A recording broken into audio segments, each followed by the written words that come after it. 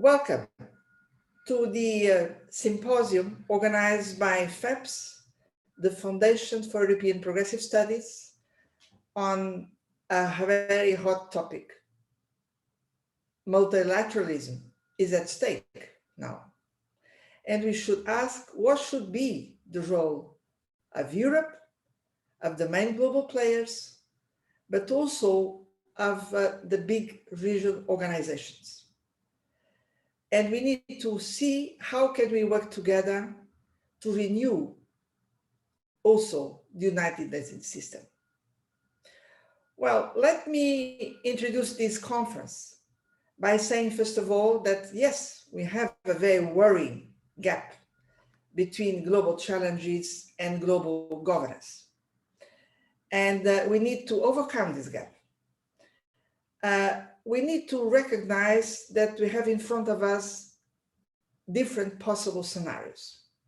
One would be to go on with this kind of multipolar world with a fragmentation of areas of influence, and also with certain use of multilateral system, which is just selective whenever this is needed. When this is not needed, it's just forgotten. So this is more or less the world we are in. In fact, we should consider the possibility to have another scenario, which is even more complex, because this will be marked by competition between United States and China, and even the risk of a bifurcation. So the risk is there. And in this scenario, the implications for the multilateral system would be even more worrying, because the system will be deeply undermined. Well, but now we have some hope. Well, let me underlining Biden's election in the United States. Yes, this can bring new hope. And even today, particularly, we have a particular meaningful event, this climate summit convened by President Biden, and showing that United States are re-engaging with the Paris Agreement and with the multilateral system. One day after European Union could also adopt its new climate law. So these are good news. But the world is another one. And the challenges are so big. If we think about climate, we need to go much faster. And the world is really different. And just a revival of the transatlantic alliance would not be enough at all to cope with these challenges. We really need to have a much more inclusive approach with all the partners, all the countries, all the players who can push in the right direction. And this should be our fourth scenario, the most promising one. New coalitions should be developed to cope with different goals. And the multilateral system should be renewed with this approach of coping with the new challenges with more ambitious, stronger instruments, but also with the capacity to provide fairer solutions and more inclusive solutions. We believe that the European Union can play a role to push for this, but should have good allies. And among these good allies, we believe regional organizations are very important actors. So that's, we want to put the focus in this symposium today. We, European Political Foundation, FEPS, we have conducted a full-fledged program. We have launched a report on the new multilateralism during the General Assembly of the United Nations. We are now launching a book today dealing with multilateralism in the post-COVID world. And this is indeed really timely, because in the meantime, the United Nations are committed to a renewal. They got a strong mandate from the General Assembly. The Secretary General is preparing right now a report on reform proposals called our common agenda. And from the European side, we have the High Representative Josep Borrell presenting its communication on the new multilateralism. And the European Parliament now is taking its turn with Xavi Lopez as a rapporteur. And Xavi Lopez will be thus concluding this symposium. So indeed, this is very timely. We organized the symposium in two main panels. The first one dealing with the role of regional organizations in pushing for a renewed multilateralism. And then we go to a proper assessment of the current United Nations system, multilateral system. In the second panel, we will explore possible reforms. So this is our purpose, and let's get started with the first panel. The panels will have short interventions from the speakers, then interaction among us, and then we'd like to give the opportunity for the audience to come in with some remarks, some questions. Well, as we are in an online meeting, the only way for us is to use the chat when we will give the floor to the audience. So you should be prepared to ask your questions or your remarks using the chat area. So the first panel has as the main theme the European Union and regional organizations. How can they contribute to a renewed multilateralism? And this is my pleasure to start by asking Daniela Schwarzer, the director of the German Council of Foreign Relations, to give us her first input on the general landscape on this competition, United States and China, and what can be the role of Europe. So, Daniela, let's start with you. Thank you very much, Maria, for this kind introduction. And thank you most of all for bringing us together today, but also for the previous meetings which you mentioned. And I think it is a great result which you're presenting today with the book, and then there was the report. So it shows that despite COVID, you drove this important conversation forward. And thank you for having me being part of it today. Well, Europe looks at the changing world around us, I think, with more and more realism. The European Union, of course, had a moment of relief when Joe Biden was voted into the office of US president, because the 4 previous years were even worse. But now there is this opening of rethinking multilateral order and, of course, the transatlantic relationship. And I do believe that this important conversation, which is evolving between Washington and European capitals, between Washington and the EU, so Brussels, this is a very, very important conversation to be had. Why is that so? First of all, you pointed out the risk of bifurcation. And I think indeed this risk needs to be taken very seriously. Maybe not necessarily in the area of goods, but if we look at IT and the developing competition over IT standards and IT knowledge ownership, this is probably the strongest driver of change in our world. It is possibly the strongest driver of a bifurcation of 2 worlds, I hope, and not 3. And it is one of the biggest challenges for Europe, because we are currently not in the lead on technology. And though we all like to think of ourselves as a strong regulatory power, and we definitely have many, many resources, when it comes to capacity in the area of technology, we are not leading. And so it is interesting to check where are our partners on this.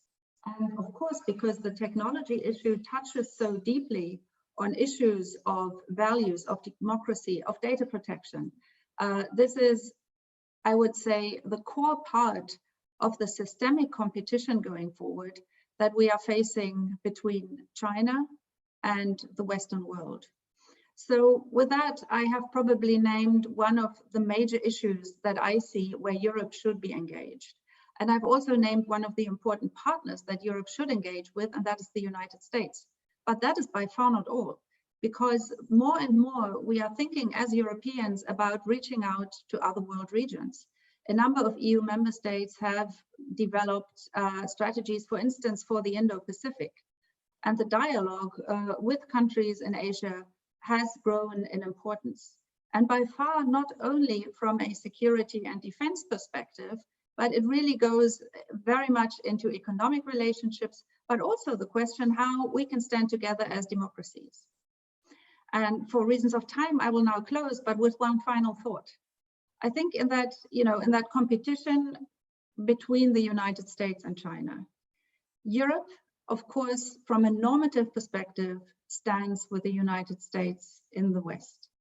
However, we have different dependencies on our relationship with China than the United States.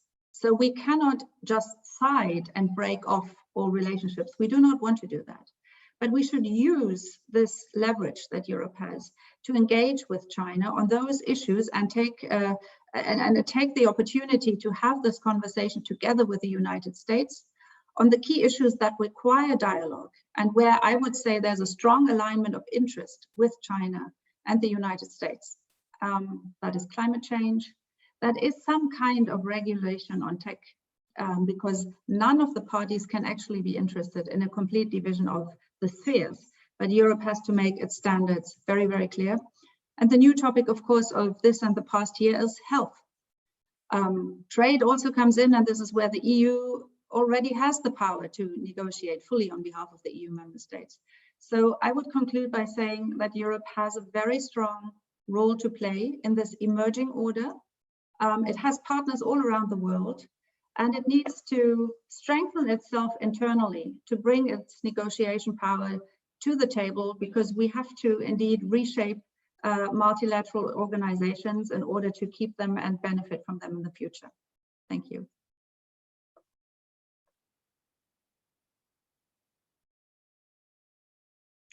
You're muted, Maria. Yeah.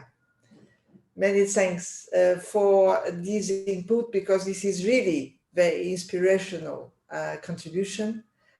And this is a very good way to set the scene for our talk so far. Look, now let's listen to voices coming from the different regions. And I'm very pleased to give the floor now to Mario Telot, professor of ULB, Institut d'études européennes, and also with a long track in a long list of publications regarding exactly the role of regional organizations.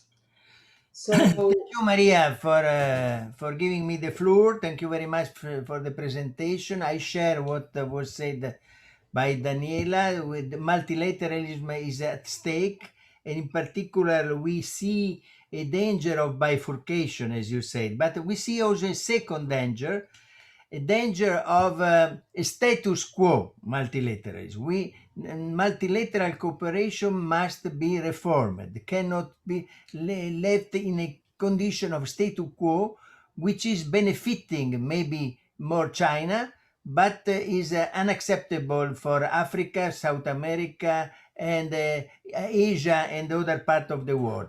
What is important in the book you have mentioned, this book, is that we have had a convergence during 1 year between senior scholars and policy makers regarding the stakes of these two stakes of multilateralism, and they converged, saying that Europe is looking, as Daniela said, for strategic autonomy, but this strategic autonomy needs an alliance for multilateralism. Maria said an inclusive coalition, and a largest alliance for multilateralism, including many actors. And one of these new actors are regional organizations, because what was a part of the consensus in the book I mentioned is that the current globalization is also regionalized. Regions matters much more than before, much more than in 1945 when the Charter of United Nations was drafted. Regional organizations are resilient to crisis, are able to cope with political and economic challenges. They are not a panacea, but they are new actors in global governance. That is particularly relevant because all of them will be troubled by bifurcation. All of them would be divided by bifurcation. This is one of the theses I defend. And we need all of them to cope with the challenge of bifurcation and to cope with the challenge of the status quo multilateralism. We need a multi-layered multilateralism, a multi-level multilateralism. That is particularly important. Someone can ask why the European Union is promoting regions in global governance. And the reason is that is part of our story. European Union is itself a regional organization among 27 neighboring states. And is part of our idea of global governance, an important role of regions. Regions are more able to cope with local challenges, cope with the tendencies to fragmentation, to nationalism. They are able also to contain power politics, like ASEAN did with China, and they are also more able maybe to combine legitimacy and efficiency of policy making regarding the COVID, regarding the main challenges of environment and so on. We hope that the COP26 will be a success. It's good that the United States met China and Europe regarding the COP26, but the next multilateralism must be multi-layered, not only at global level, but also at regional level. I conclude by saying that what I'm saying is not an utopia. It's already a practical process which is occurring. Nobody could think in 45 that a regional organization would be relevant in every continent by their multidimensional cooperation. Which is relevant for the peace, for conflict prevention, and so on. But what is important is the European Union and the regions established inter-regional relations, which are an essential part of the European Union way of understanding global governance. Inter-regional relation with South America, Latin America, with Africa, and with East Asia, ASEAN. That these processes are structural part of global governance, and European Union is interested in enhancing the political relevance of the interregional relations. I conclude by saying that the book advances 4 concrete proposals for enhancing the role of regions within the United Nations system. With the help of Nico Schreiber and other present here in the panel, we, in case of interest, we can deepen these 4 concrete proposals to change global multilateralism, to make of it a multi-layered new multilateralism. Thank you very much, Mario. I'm sure that when we go to the dialogue, you can come in with these 4 concrete proposals. But many thanks for your introduction. Let's go now to Latin America. And this is my pleasure to introduce Felix Peña, former minister of Argentina, and now the director of the Institute of International Trade, also coordinating a larger network of players pushing for the future of regional integration in Latin America, and particularly Mercosur. So Felix Peña, you have the floor. Thanks a lot.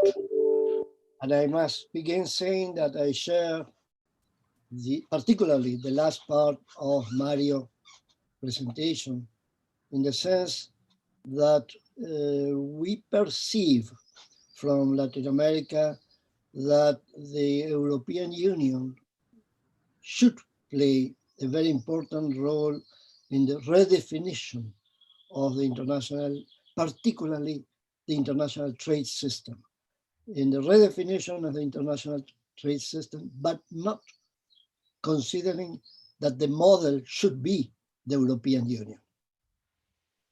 But we expect an European Union that could be open to see which are the ideas, the mechanisms that come from Asia, Africa, and Latin America, because together we must redefine particularly the international trade system.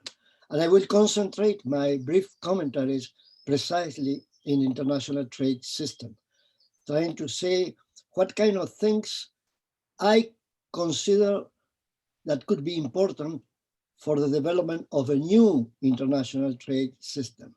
And saying this, I must say also that I given not necessarily a Latin American point of view, eventually a Mercosur point of view, eventually an Argentinian point of view, but more precisely a Felix Peña point of view. I think that all of us must contribute to this process of reform of the international system, given their own experiences, the results of their own experiences in the last years in which we have observed many of the characteristics of what will be the new international reality in the future. Let me concentrate in 3 points in which I think that we should try from a Latin American perspective, from a Felix Peña perspective, to concentrate in the reform of the international trade system. If I limit myself to reform of the international trade system, because I want to speak of what I try to understand for many years, the international trade system, and also because the international trade system is crucial for the redefinition of the international economic and political system. The first point would be the requirements at the global level. And I think the requirement at the global level would be to adapt the WTO system at least in 2 aspects: preferential trade discrimination rules, particularly GATT Article 24 and enabling clause. Here we have one of the more important elements of the 70 years history of the international trade system, where we have had many problems in many different moments. And the efficacy of the dispute settlement mechanism, so it could be perceived as being able to guarantee a real rule-based international trade system. Forget it. If we don't have a real rule-based international trade system, it will be very difficult to have an international trade system.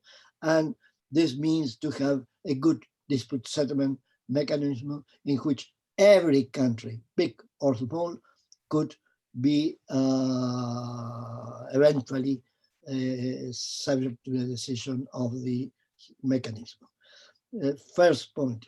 Second point, at the Latin American, and in my opinion, the most important point with respect to our own participation as Latin American region.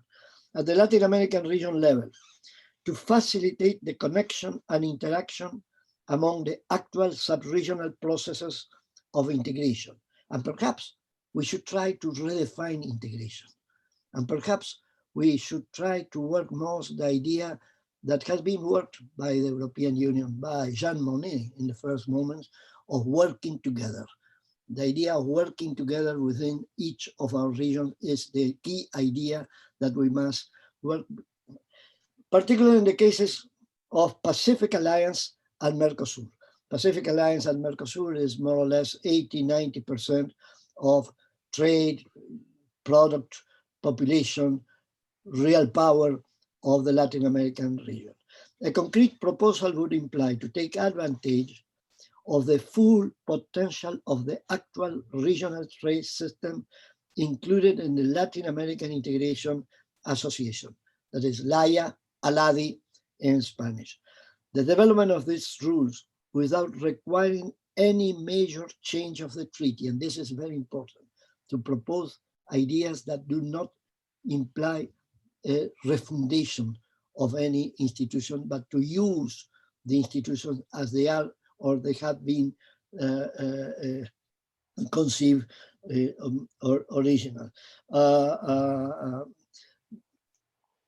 Without requiring any change of the treaty, have most of them the potential to connect the different sub-regional approaches that already exist within the Latin American region. Also, it could allow the member countries to take advantage of an eventually renewed WTO system and to develop interregional networks with other developing countries' regional agreements. And particularly, it could be a framework to include new issues that are today relevant for the relation among trade and development, as are, among others, those related with sustainable development and particularly climate change. ALADI is a framework that exists, and what we must do in Latin America is to use this framework to work together in our relation, particularly, and now I mentioned the third field, in the relation with other regions, particularly developing regions, Asia and Africa, but also with the European Union and with individual countries that could be considered, if you want, as regions by itself, as could be China and United States. And the third, and I finish, level is the larger interregional level, to connect the Latin American working together with those of other developing regions from Asia and Africa, particularly the Regional Comprehensive Economic Partnership and the African Union, but also with individual developed countries and groups such as the European Union. And this is very important, and I will hear with great interest what our colleagues from Asia and Africa will say now, because I think that in those regions you find the future of the international trade system for many, many reasons. And we must work together in developing a common idea of how to build an international trade system. And finally, for many reasons, the European Union would be in condition to really play a positive role, especially through its interregional agreements, oriented toward an effective improvement of trade and sustainable development, with the main regional integration processes in the developing world, but not conceived as interregional agreement based only in the point of view of the European Union. This should change completely if you want to build a new international trade system. In our opinion, the idea of working together among those regional processes within the rules of a strengthened WTO could have a positive role in the development of a new multilateral global trading system. Thanks a lot. Many thanks for the way you present your first contribution, because you highlight something which is certainly relevant for the other regions, which will now speak with the other two panelists.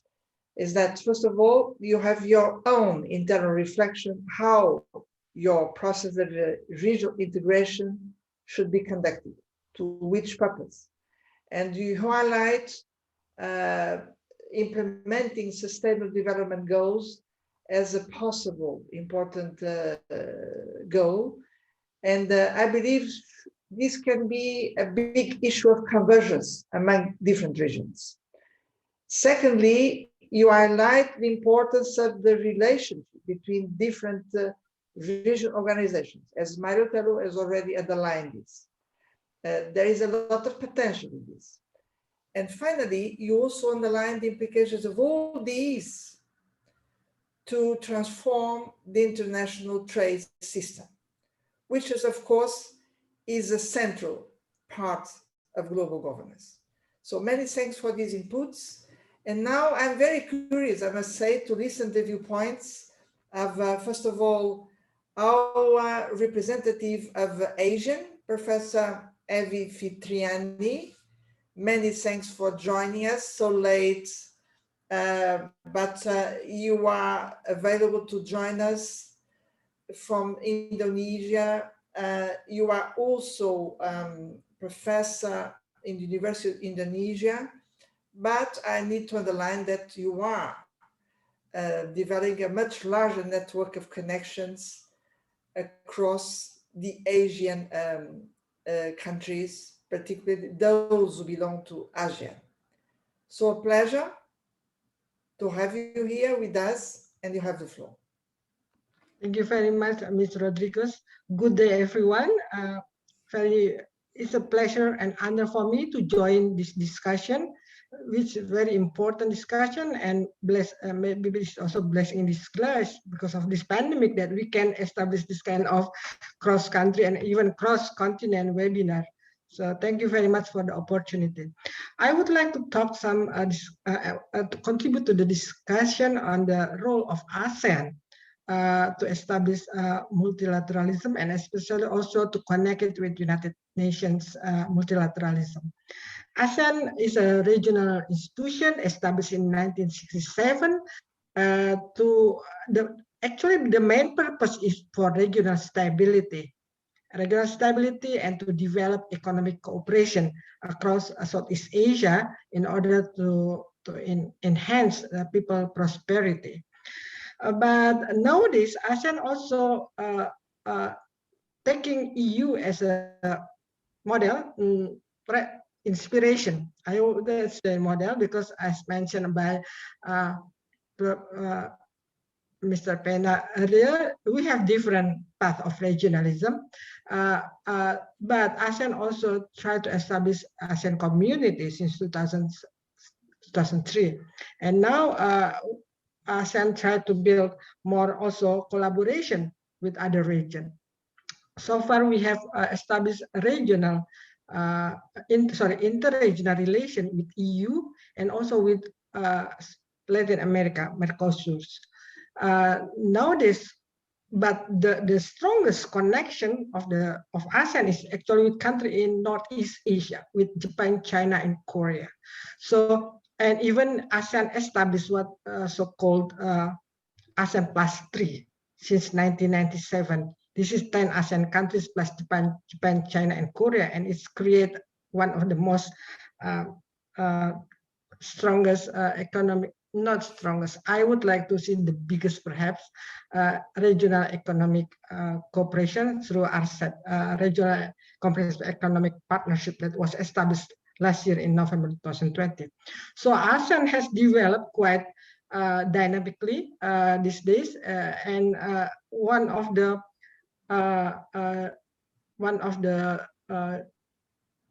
force of ASEAN is to engage external countries. ASEAN is an open regionalism. It is not closed, it is not exclusive, because ASEAN realized that we need other countries, and these other countries have helped ASEAN, especially in the economic term. And the closest countries is Japan, China, and Korea. So with this kind of characteristic, ASEAN will automatically always engage in major power competition because they're already here. You name it, major countries like United States, Japan, China, Russia, EU has been here for many years. So we cannot just ignore them. So they are part of this regionalization process. And ASEAN is actually part of what Kofi Annan once said as a decentralization of global governance, because ASEAN has also not only focus its activity in the region, but also tries to go beyond the region, the Southeast Asia. And ASEAN would like to be part of the global governance. And since 2009, ASEAN already put one in its blueprints, so ASEAN community blueprints as ASEAN as a part of global community. And it is already there in the documents. And ASEAN already connect with UN since 2000. So it has been 21 years now. And UN is one of ASEAN dialogue partners. ASEAN has another 10 dialogue partners, major countries, in addition to this UN. So you can imagine that ASEAN tried to engage in a global setting, global governance setting, but at the same time, ASEAN also struggling to make a regional consolidation, because ASEAN is not as solid as EU. ASEAN is more collection of government. So I would like to see, in the term of theory, it is an intergovernment institution. It is not a supranational institution. So there are a lot of problems for ASEAN to the collective action. Now I would like to, this is the challenge. This is the last part of my presentation, my talk tonight about the challenge. How can ASEAN be part of multilateralism if ASEAN itself has a problem of collective action? And this is the problem. This has been an institutional problem in ASEAN, because the character of ASEAN regionalism is not as, maybe it's not as smooth as, or not mature as EU as a regional institution. In ASEAN, countries still have a low trust on the supranational institution. So it is not easy to have a collective voice and common action, especially if it is against one of the major powers. And different countries in ASEAN have different relation with different major powers. So you can imagine there are so many dynamics in ASEAN. And another problem in ASEAN, in order to be able to strengthen the global governance, is that ASEAN is actually made of 10 small and medium countries.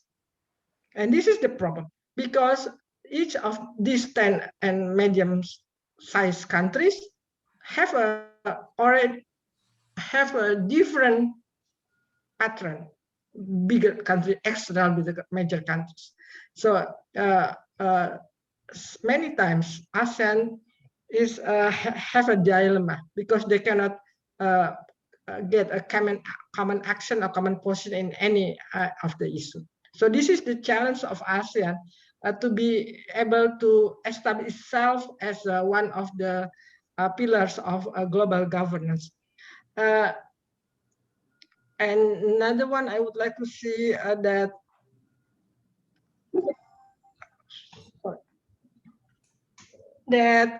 in order to be able to participate more in the global governance, ASEAN needs partners from other region and other support by major powers.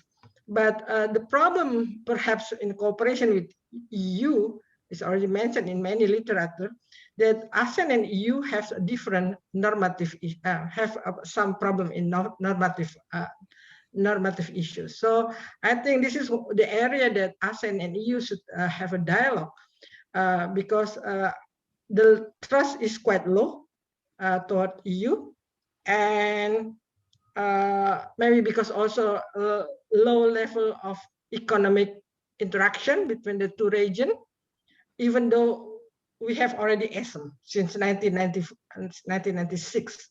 But still the connection between Asia and Europe is not that strong. So, and this kind of problems can halt our collective effort to establish a global governance. And the second is, more and more, there are voices from Southeast Asia, especially from the academics community, regarding the existing UN system, in which 5 big countries have this veto system. So it is we think one of the big problem in multilateralism. How can those 5 countries have special right? And it is not in line with the multilateralism that we understand. So if we talk about multilateralism, what kind of multilateralism we would like to talk? It is based on what non-exclusive, reciprocal, and non-discrimination, or we just wanted to go back to the existing UN system, which not actually the real equal and the real multilateralism. as such. With this, I would like to stop and looking forward for the discussion. Thank you very much, ma'am. Professor Evi Vitrani, many thanks. You raised several fundamental issues, starting, of course, with the nature of each regional organization, because each case is a case. In ASEAN is a specific case of a regional organization where you underline exactly this is this is an intergovernmental organization. So there are some specific features stemming from this. Then another issue is that, of course, ASEAN is included in a much larger governance system, which is being built in Asia as a big continent. And the recent comprehensive agreement is an important step. So we need to understand how ASEAN interplays with this larger system. And then, of course, how can we go further in cooperation with other regions, including European Union? Is there ground for a kind of normative cooperation? Let's see. And then, of course, you raised the fundamental issue, how far the current United Nations system reflects the state of the world as it is today. And it seems this is not the case, in fact. But we'll come back to this in the second panel. Now let's listen to our representative from African Union, Professor Frank Matthijs. You are professor in Pretoria University and specialized exactly in regional integration. What can you tell us about the situation in the African Union?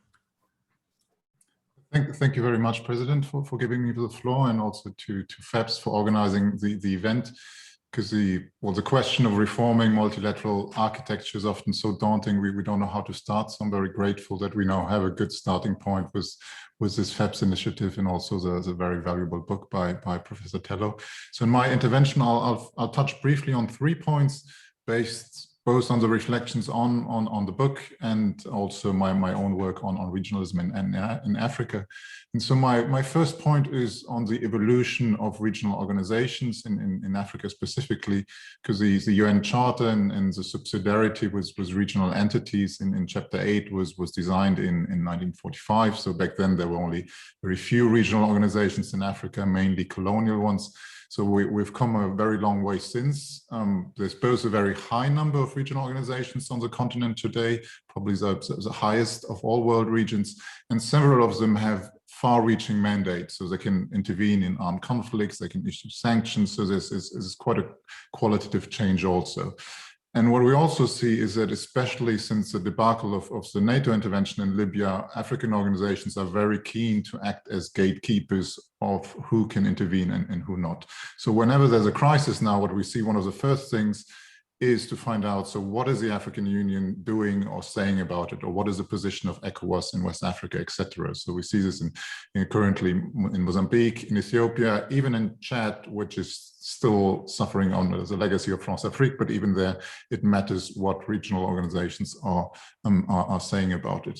So in short, regional organizations have become international actors in their own right, at least some, and the African Union is the best example of that.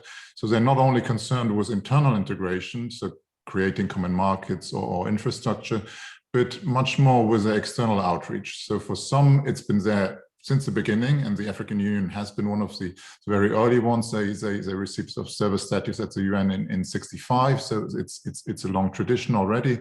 For other organizations in Africa, it's a more recent trend, but it's certainly important for many of them not to just be passive bystanders in global affairs, but really to develop their own strategy.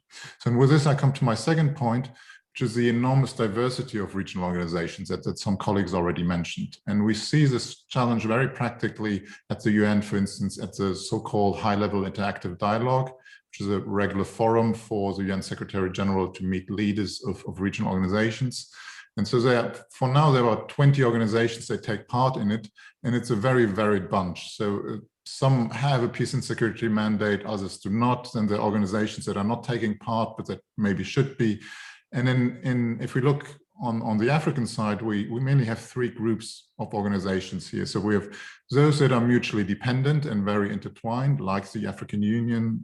African Union has conducted joint operations with the UN in Darfur and Somalia and other places. And the UN also pronounces itself on events that are happening outside of Africa. So it's been quite vocal on the Palestine question, for instance. But then we also have some organizations that are concerned only with internal issues, that are not so interested in global governance. And finally, one must also say there's some regional organizations in Africa that are fairly dubious partners for multilateralism. So unfortunately, they might be infested with corruption. Some serve mainly to legitimize human rights violation. So I think my important point here is for the UN, but also for the EU and their relations with regional partners to be much more selective and formalize relations only with those that have the capacity, but also the mandate, and more importantly, even the will to cooperate. And now to my last point, to indicate three possible ways ahead, building partly on the book. So my first idea would be to have more permanent channels of interaction. So for now, we only have 10 regional organizations that have permanent representations in New York, 3 of them African. So I think it's important for the UN to upgrade their status, to attract more organizations to New York, but also to be reciprocal, to have UN envoys and permanent representations at the headquarters of these key organizations. Second idea would be to use regional organizations more as coalitions of the willing when things are not moving ahead. And we can take inspiration there from Africa, from the Treaty of Pelindaba, which declared Africa a nuclear weapon-free zone when global non-proliferation wasn't moving ahead so well. So I think the UN, but also the EU can support existing regional efforts, not just for the sake of the region, but really to build up global momentum. And the third and last idea and point I'll mention is to build sort of an umbrella of international civil service. So as a hub for all these administrations of global organizations, so not just the Secretary General. So the African Union alone has 1,200 staff. Even if we look further, the Russia-led Eurasian Economic Union has 1,000 staff. So these administrations, they often share the same frustration. They want to advance regional integration, but they're blocked by their members. So, there's a value in connecting them. I think the UN could probably spearhead, let's say, some sort of confederation of bureaucrats. So a bit like what FEPS is for progressive European think tanks, but for regional administrations. So thank you very much. Back to you, President. Thank you very much, Professor Frank Matheis. You are coming already with some concrete proposals. And look, this is exactly my idea of using the last minutes in each panel, our panel, by asking Professor Mario Tello, because you want also to present some concrete proposals to be added to these ones by Professor Frank Matheis. So can you come in now with your proposals, and then I will ask the others to react while I see who else comes in the chat. It's pleasure in the order, because I have to be very quick. The general framework set by Daniela is that all the regional organizations will be in troubles in case of a new Cold War. That is the first point. Second, we need not to fix to the status quo, but to set some guidelines for reforming multilateralism on providing the regions and interregional relations with an enhanced role. Regarding Peña is right in saying that international trade is essential for the new multilateralism.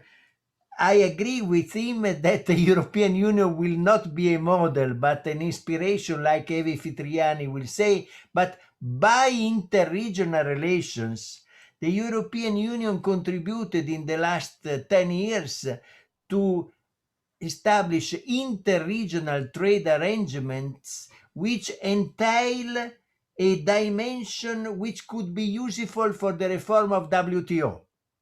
Look at the sustainable development chapters in each of the treaties and the ideas of reforming the appellate body, the conflict setting mechanism. So interregionalism can be a way to suggest new multilateral rules, new multilateral procedures. Evi Fitriani, I fully agree, and ASEAN is also an excellent experience. And I would like to emphasize one point in her excellent intervention, also focusing on interregionalism. ASEAN is interregionalism, that we have different norms, and we need a cultural dialogue on difference regarding norms, not only instrumental interregionalism, but also a dialogue on norms. We have to respect the norms of the others, have an even interregionalism, not a hierarchical interregionalism with Eurocentric bias.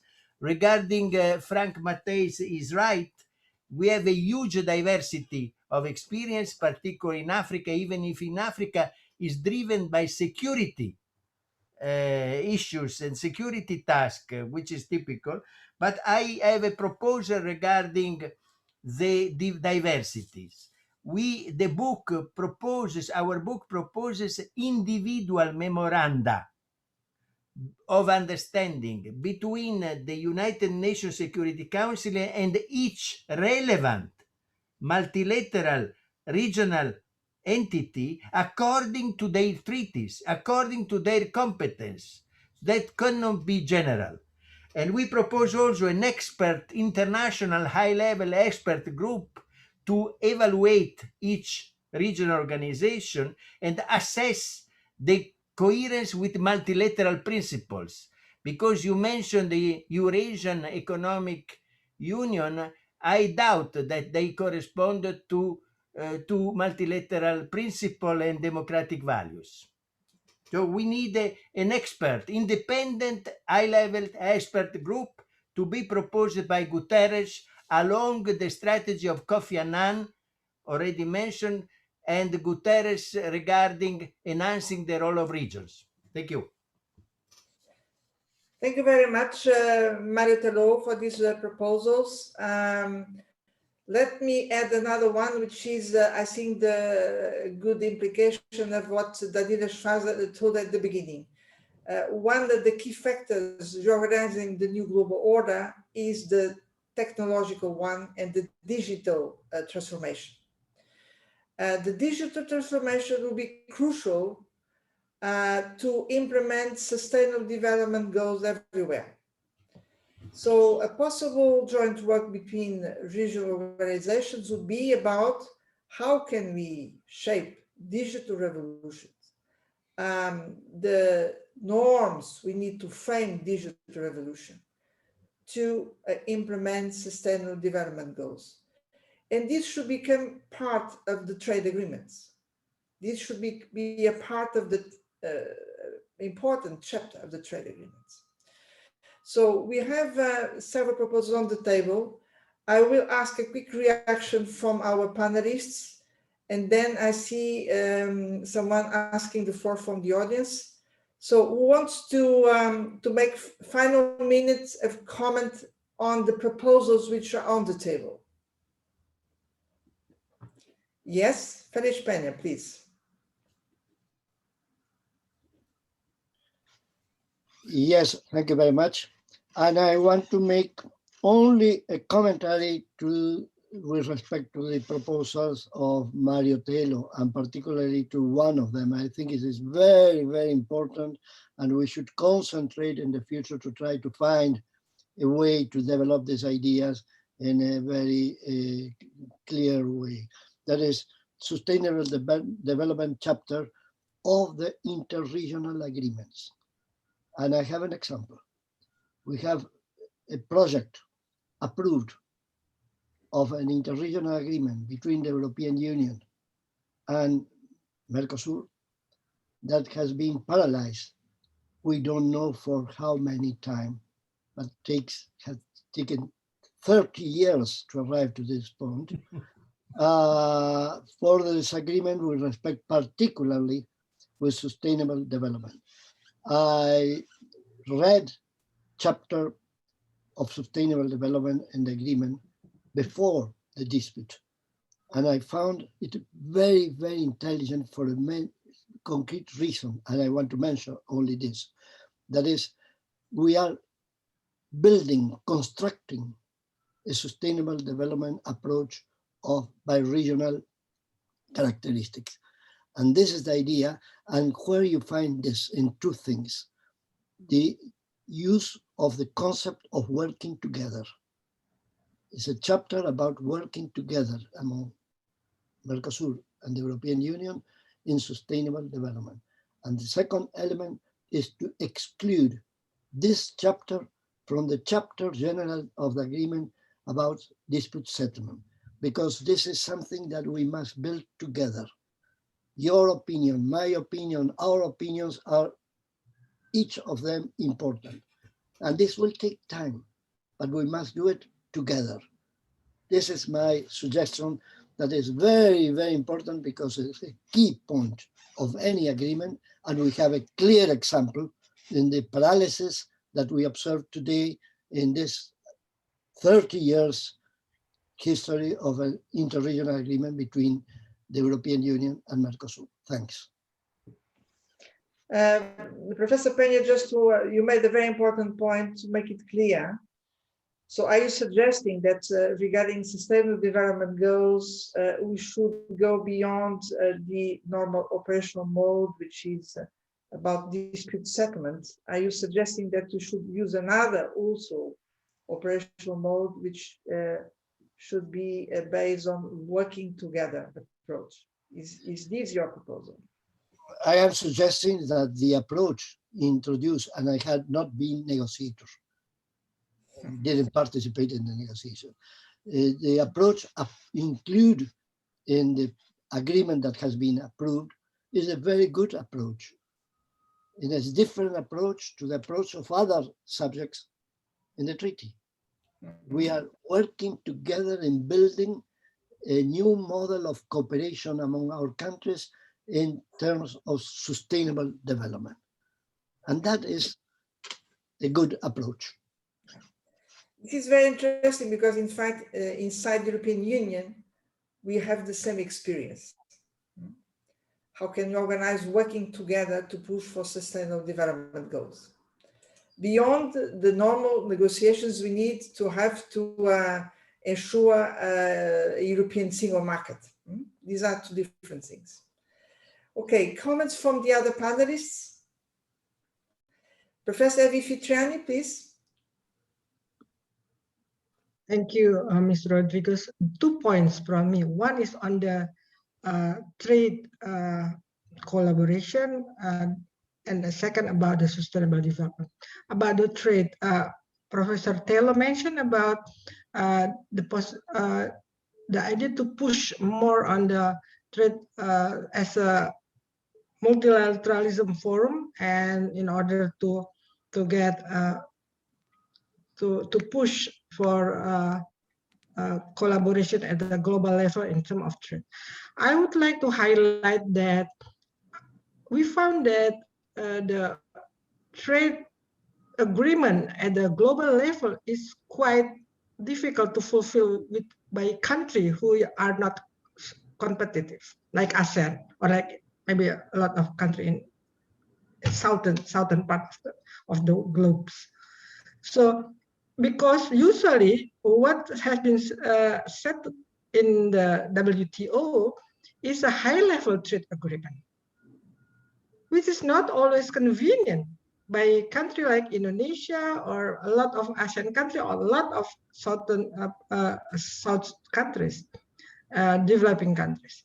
So for us, more regional-based trade agreement that can capture the regional characteristic is much more suitable. That's why ASEAN countries, including Indonesia, is very much support for regional comprehensive economic partnership that just signed last November by 10 ASEAN countries, plus Japan, China, and Korea, and then Australia and New Zealand. India withdraw. So 15 countries signed, one of the biggest trading bloc. And it is not high level. It is not high level. It is much low level compared to TPP, Trans-Pacific Partnership Agreement. So this kind of trade agreement is much more convenient rather than global and WTO. And for a country like Indonesia, what has been discussed and disputed in the WTO is not represent our interest. It's more represent of United States and EU interest rather than countries like Indonesia and other developing countries. That's one. Second point, also about sustainable development. I think we cannot avoid talking sustainable development also with the same framework of the differences between countries, between developing countries and developed countries. How can you set a high level, high standard goal of sustainable development with a country that still strive to strengthen, to feed their people? And it is difficult for countries like Indonesia also and a lot of other countries in Asia to meet EU standard, for example, of environment. So to push the one standard is, I think, is not productive. It can be counterproductive. It can make a lot of refusal. And what we need to talk is about the, again, regional type. I think Professor Pena mentioned about it, more on regional characteristic of sustainable development rather than one gold standard. We can discuss what kind of problems. And I also, because I engage in some working groups on the environmental studies, I found that even the scholars from Europe, I don't mention the name of which country, didn't want to have a collaboration with the countries, with the scholars from the developing country if it is not to the project. So I just start to find out that's what is so-called climate policy or sustainable development is actually at the end is trading of technology.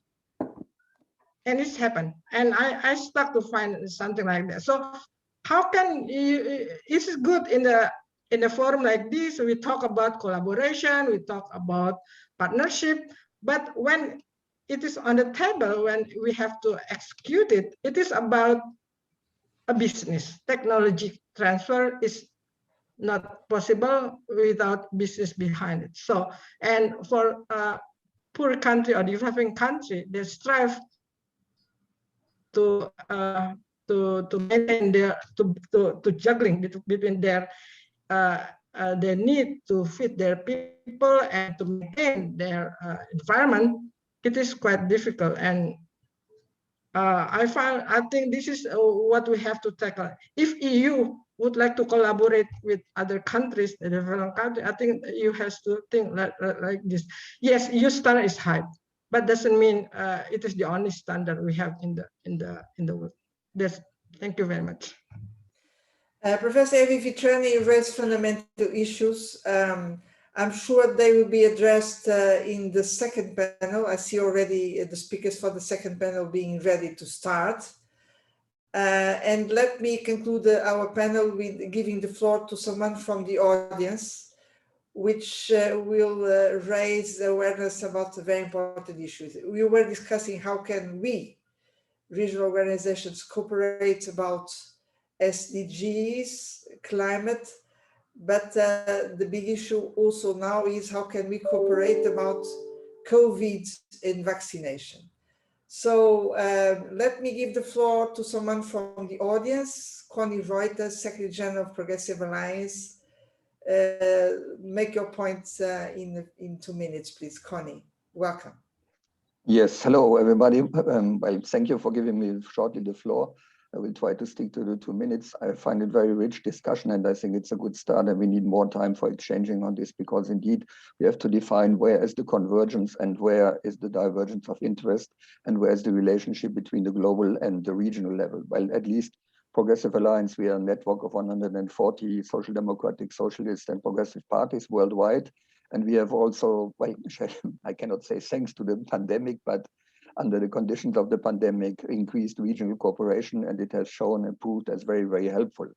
it raises also the question, who are the actors for multilateralism and for reforms? Yeah, like we have pretending them in the declaration we decided last year, and all the work we have been doing with FEPS and other partners. And I think this raises also the question of state actors and non-state actors, because it is clear that, well, institutions alone, well, may I say, do not always drive for reform from inside. Well, we have a good example now with the UN, with Antonio Guterres as head, but there are also some difficulties which we experience in the European Union and others. So I think there is a need for a larger alliance. And if you, while you're mentioning the question of the actual pandemic, yes, I think we could, all the discussion we have had now until now should be some kind also, well, confronted with some kind of litmus test. And the litmus test would be, what about what are the lessons we learned now from the situation in the pandemic, between regional and global cooperation, between Nordic protectionism and difficulties of the global south to have access to the vaccines, between the protectionism who does not want to open the licenses and prevents us from increasing the production and giving accessibility.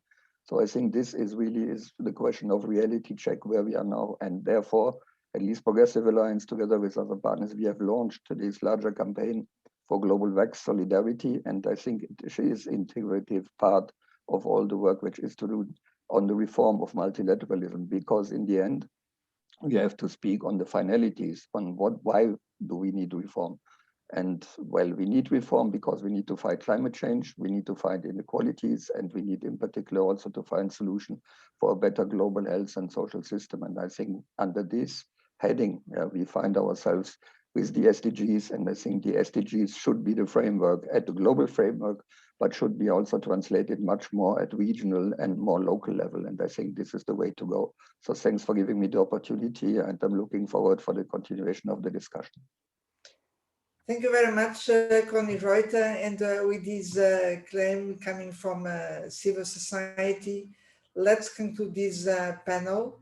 I would like to thank all the panelists. We'll go on working, and let's listen now to the next panel, where the focus will be put on how can we reform the multilateral system.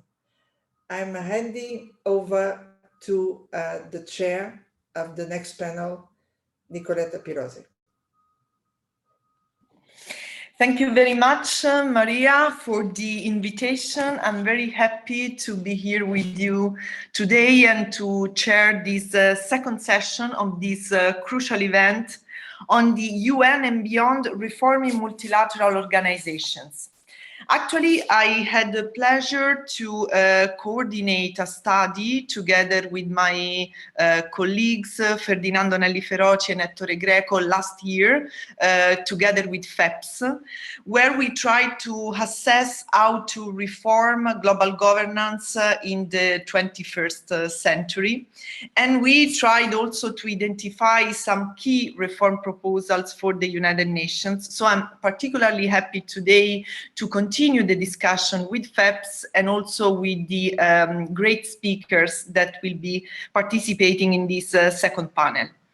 Well, we all know that the United Nations have been the target of several criticisms because of the deadlocks of the Security Council in addressing crisis management, for the lack of legitimacy, for the waste of resources, sometimes for the heavy bureaucracy. And we also had several attempts now to reform the machine.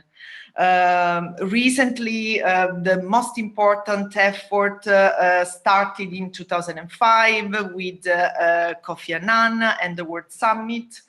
And then since 2017, we have UN Secretary General Guterres, which has also launched a major reform initiatives focused mainly on repositioning the UN development system, shifting the management paradigm of the organization, and restructuring the peace and security pillar.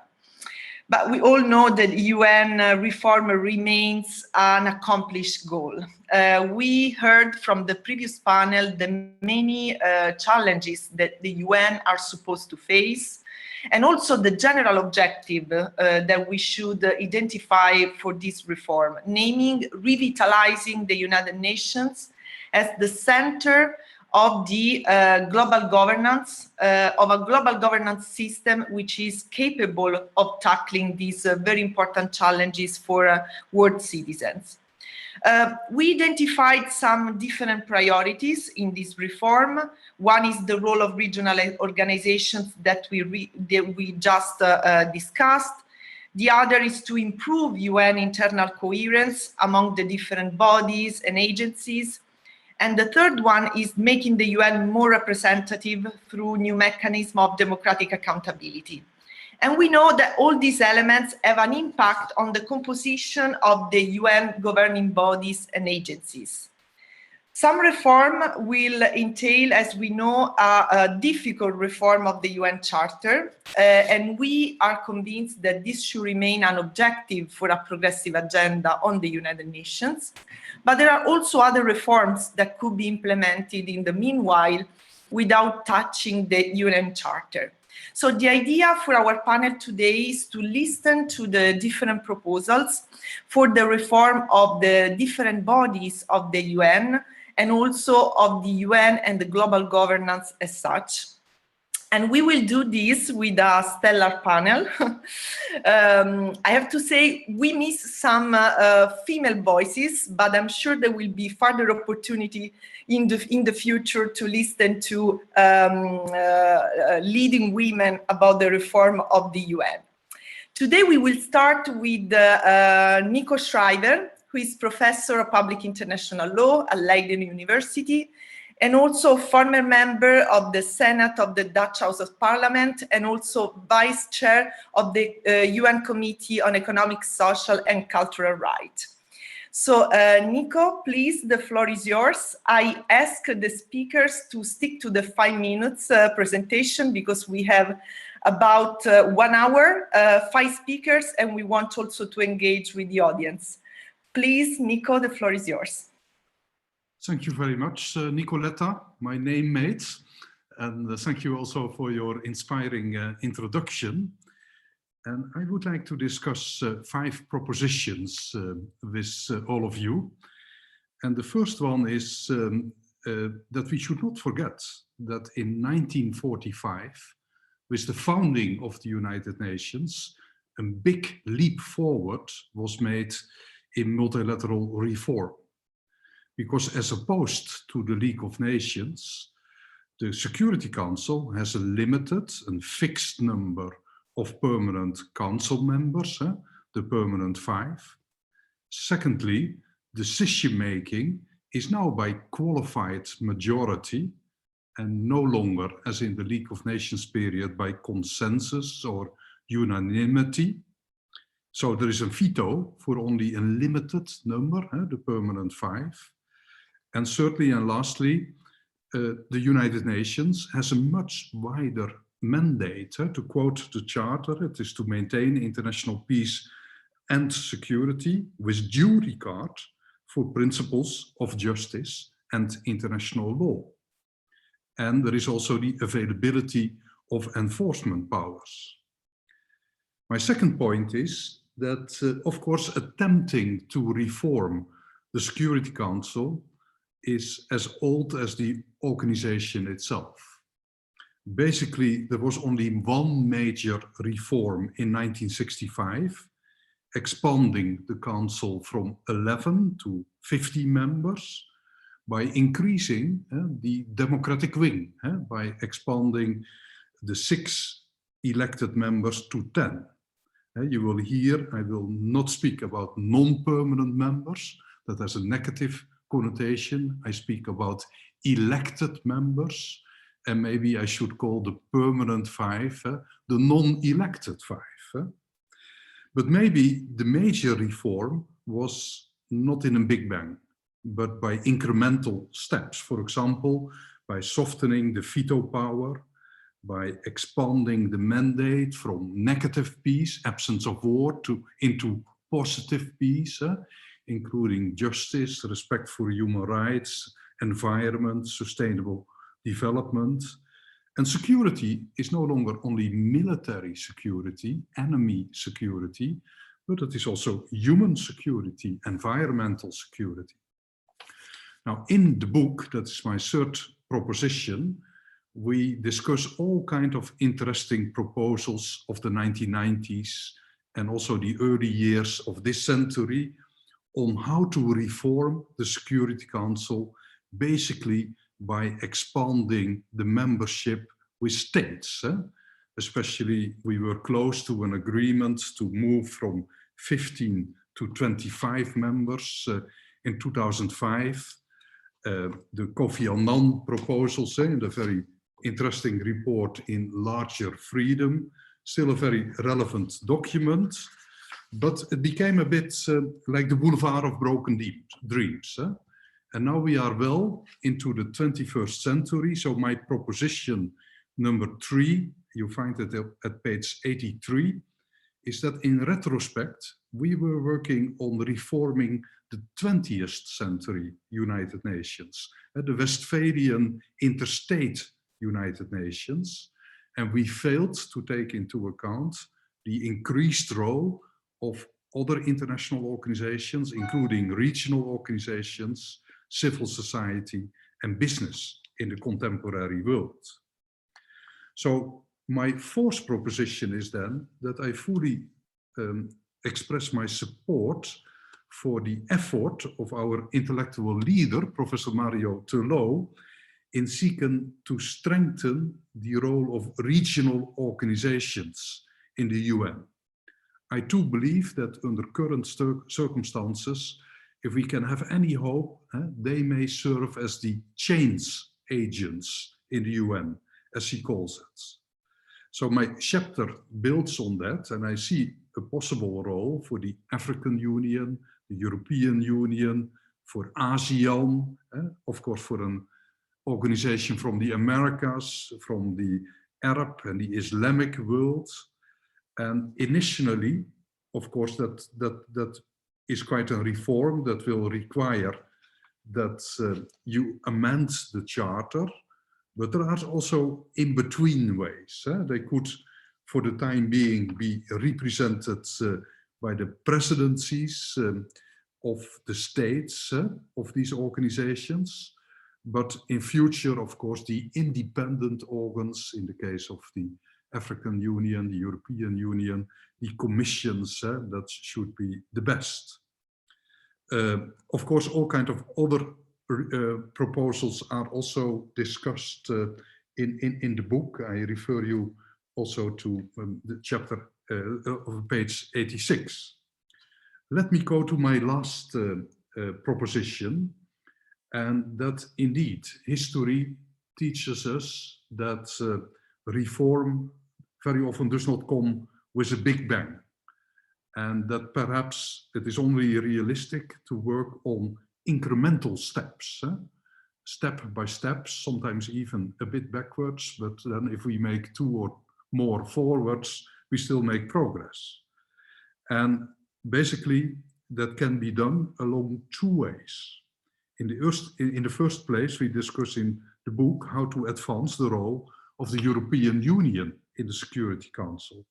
And there are still all kinds of proposals towards strengthening the role of the EU, more cooperation among the member states, providing, of course, an observer status to the European Union, and better cooperation in order to arrive at common positions on issues before the Security Council, even more often one voice expressing these European positions.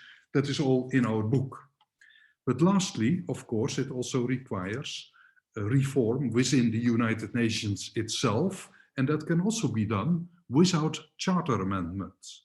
And I refer you to the 4 ideas which Professor Mario Tullow just made in order to have the regional institutions in a more organized way on board, an open forum, a caucus with the presidents of the regional organizations and Security Council, memoranda of understanding, and in order to arrive at that and to have other ideas, indeed it would be very wise to go for the establishment of a high-level independent expert panel report on UN values and regional organizations for reform of the United Nations.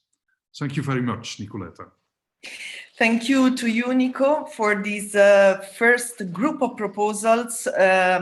You address, you know, a very crucial issue, which is the reform of the UN Security Council, the leading body of the UN, pointing rightly on the different issues, the composition, the mandate, the role of regional organizations, but also tackling the how and describing these incremental steps strategy that could lead us to more effective efforts of reform of this important body. And I particularly like your definition of elected and non-elected members of the UN Security Council to describe the situation. But of course, there is not only the UN Security Council as a body that needs reform in the United Nations, and that's why we invited also to join us Joe Leinen, who is a former member of the group of the Progressive Alliance of Socialists and Democrats, and member of the Committee for Environment, Foreign and Constitutional Affairs, and President of China delegation at the European Parliament, with a view to tackle the issue of the reform of the UN General Assembly. Joe, please, the floor is yours. 5 minutes. Thanks. Thank you, Nicoletta, and hello, all of you. We just heard from Asia, from Africa, from Latin America that the UN is not representative. It is not inclusive. It's more an exclusive body of the elected, of the non-elected 5, as Nico was just saying, and some additional members who pushed in the system. But I think we all agree that after 75 years of existence, the UN doesn't fulfill anymore the structure that we need today and at all what we need tomorrow. Now, I make 3 proposals how to make this system more open, more inclusive. And all the 3 proposals are without change of the Charter. That's important because we know Charter change might be additionally difficult. Now, I referred as well in the book to the Charter in 45 when it starts with the phrase, "We the peoples." And the peoples of the world are not implied in the decision-making process of the UN. Neither directly nor indirectly. We know that the UN is basically an organization of governments where their diplomats and their civil servants are acting, but it is not the civil society, the citizens that have a role in that system. And Antonio Guterres was asking at UN 75 to make proposals how to make that system more open and more inclusive. Now, my first proposal would be to introduce a global or world citizens initiative. I mean, we have the example of the European Citizens Initiative that has developed. We have learned some lessons. But just actually in the Parliament, we are dealing with an initiative coming from more than 1 million of EU citizens to review our legislation, how we deal with animals, the cage system, where animals are really having no space at all. And that is what citizens feel is not right. Yeah, it's a profit-making thing, but it has nothing to do with animal wealth. And therefore, I think under the pressure of the citizens, this will be changed. And the same way, I think, by issues of global concerns, citizens and the Global Citizens Initiative could be a transformational driver. It could put the UN system on the move. And such accepted citizens initiatives should then come on the agenda of the General Assembly. The second proposal is to imply the representatives of the citizens, the elected representatives, and these are the parliaments. The General Assembly is composed of governments. We lack the other chamber of parliamentarians.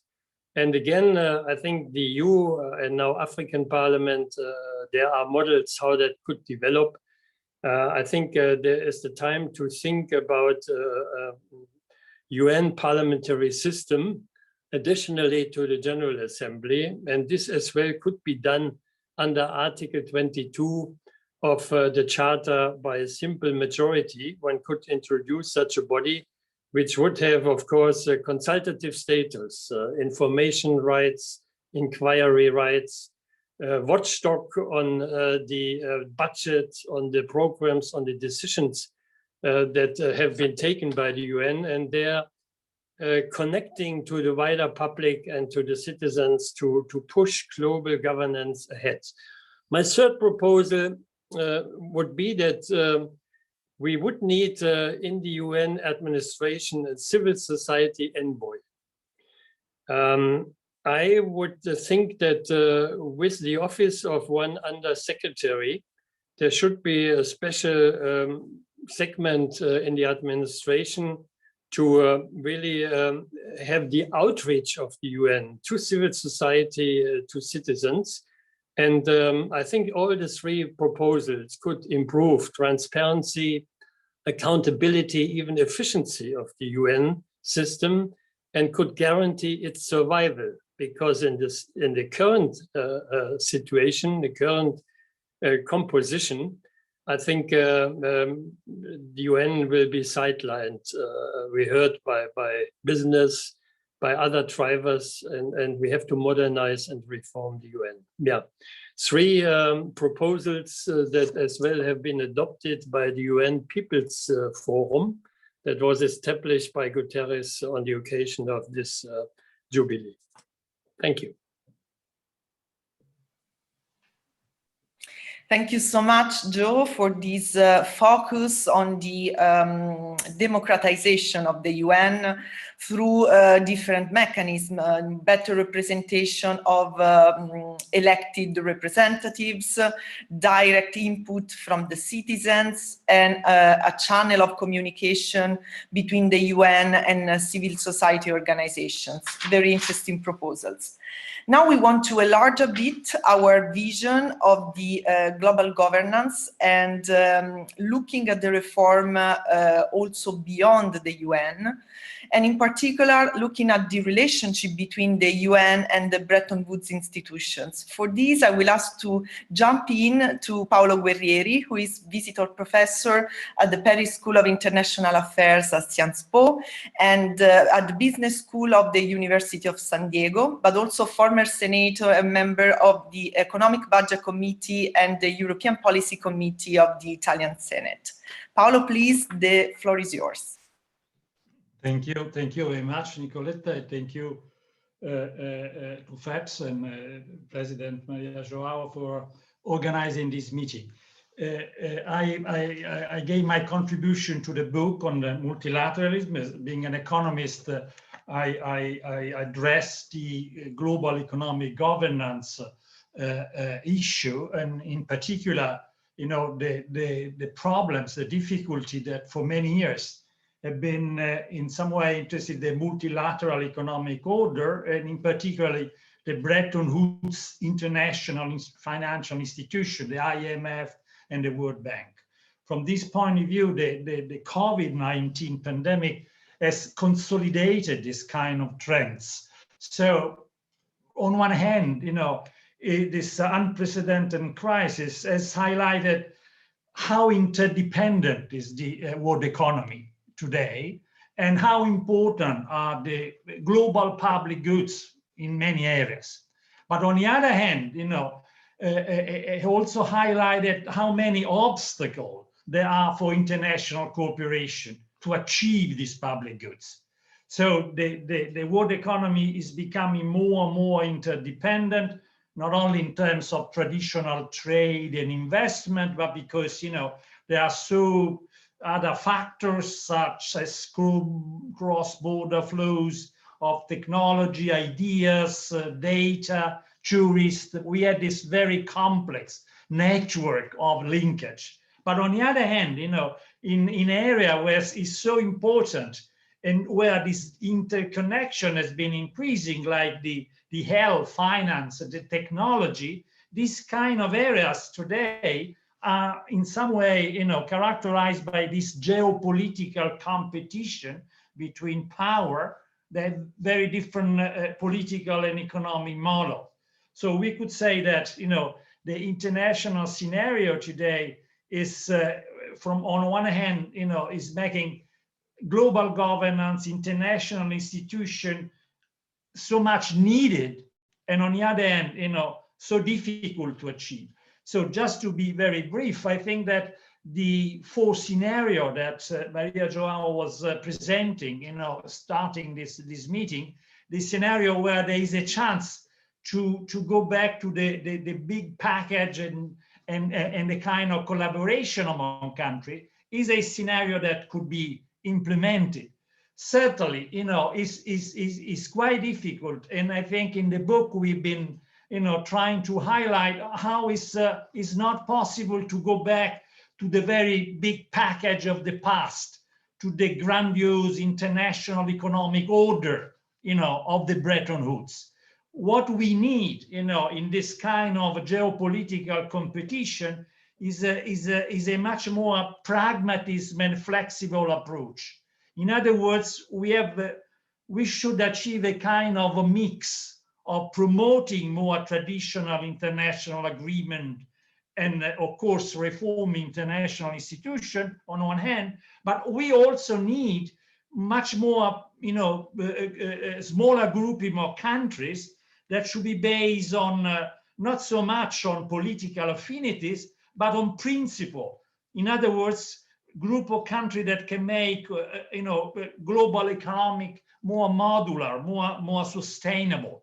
So this is a kind of a flexible and hybrid cooperation that we need today. And of course, it's very important that is not related only to state intergovernmental level, because we need to involve, non-state entity like a regional government, network of professional civil society group.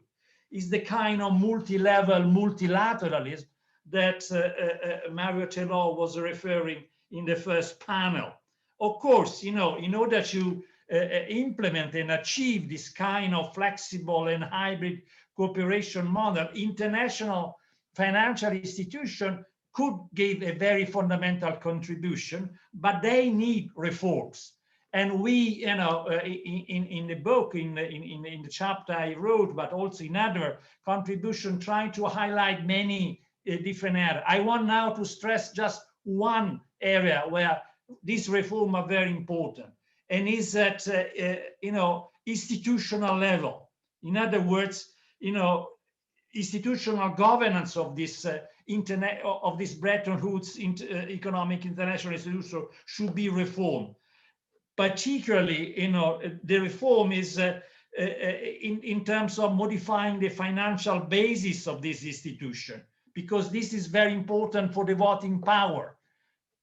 China is only 6% of the voting, and US 16%. This is the reflection of the past world, is not reflecting what is the global world economy today. Second reform is the composition and the structure of the executive board of this institution, that also very important to adapt. And thirdly, even this very old kind of arrangement for appointing the heads of the IMF by Europe, World Bank by the US, is very old style and should be, bypassed. So we're trying to see that, a multi-level multilateralism could be very effective, but in order to give a contribution to this kind of a multilateralism, international institutions that are very important should be reformed in order to respond, very effectively. Thank you.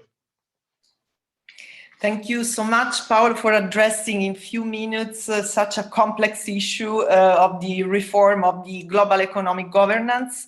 And in particular, you pointed out to the need of a multifaceted approach. On one side, focused on flexible cooperation among member states, the involvement of sub-state entities, and also the necessary institutional reform for the main financial institutions. There is also one organization, one institution which has been at the center of the critics recently for its functioning and considered as one of the principal battlefield for this new geopolitical competition, and this is WTO. That's why now I would like to ask Pascal Lamy, former Director General of the WTO and also President Emeritus of the Jacques Delors Institute, to take the floor for the next 5 minutes, please. Thanks a lot, Nicoletta. I'll try to take a bit of a broader angle than WTO in a few proposals for reform in 2 categories. First, reforming the existing multilateral system, the one we've been discussing, the Westphalian one, the one that is member-driven, the one that results from arrangements between sovereigns, which is what we call multilateralism, and then a second category, which I call polylateralism, which is a bit different.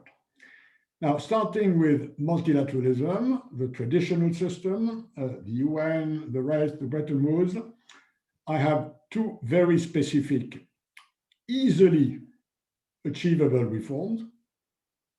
Can be done in a month, if so decided, which do not, in my view, raise major systemic problems like the reform of the UN Security Council.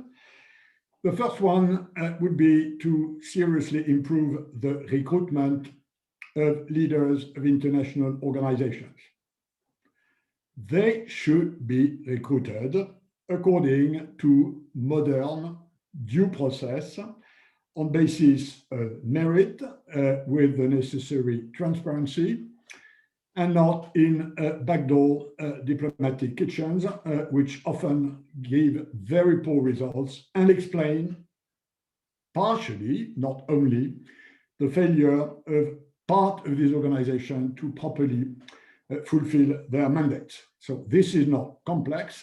This is not rocket science. We all do that every day in this planet, notably in the private sector, but also now more and more in the private sector. So that's a plain vanilla proposal. The second one, which again does not need any serious systemic reflection, is to allow leaders of international organizations to table proposals and initiatives. In some organizations it exists, in others it does not. And it does not in the one you mentioned, Nicoletta, which is the WTO. In this organization, neither the Secretariat nor the DG of the WTO has any authority to table proposals or initiatives. The mantra remaining that this is member-driven. And the general idea behind this is that international organizations' governance should be rebalanced with less member drive-ins and more DG or leader drive-ins. I think if that was the case, and of course, I'm not dreaming about transforming the international system into a European community like where you have a commission that has the right and sometimes the monopoly of initiative. I'm not dreaming of something like this. I'm on a much simpler ground. Let's agree that these people can be entrusted in at least partially leading their organizations.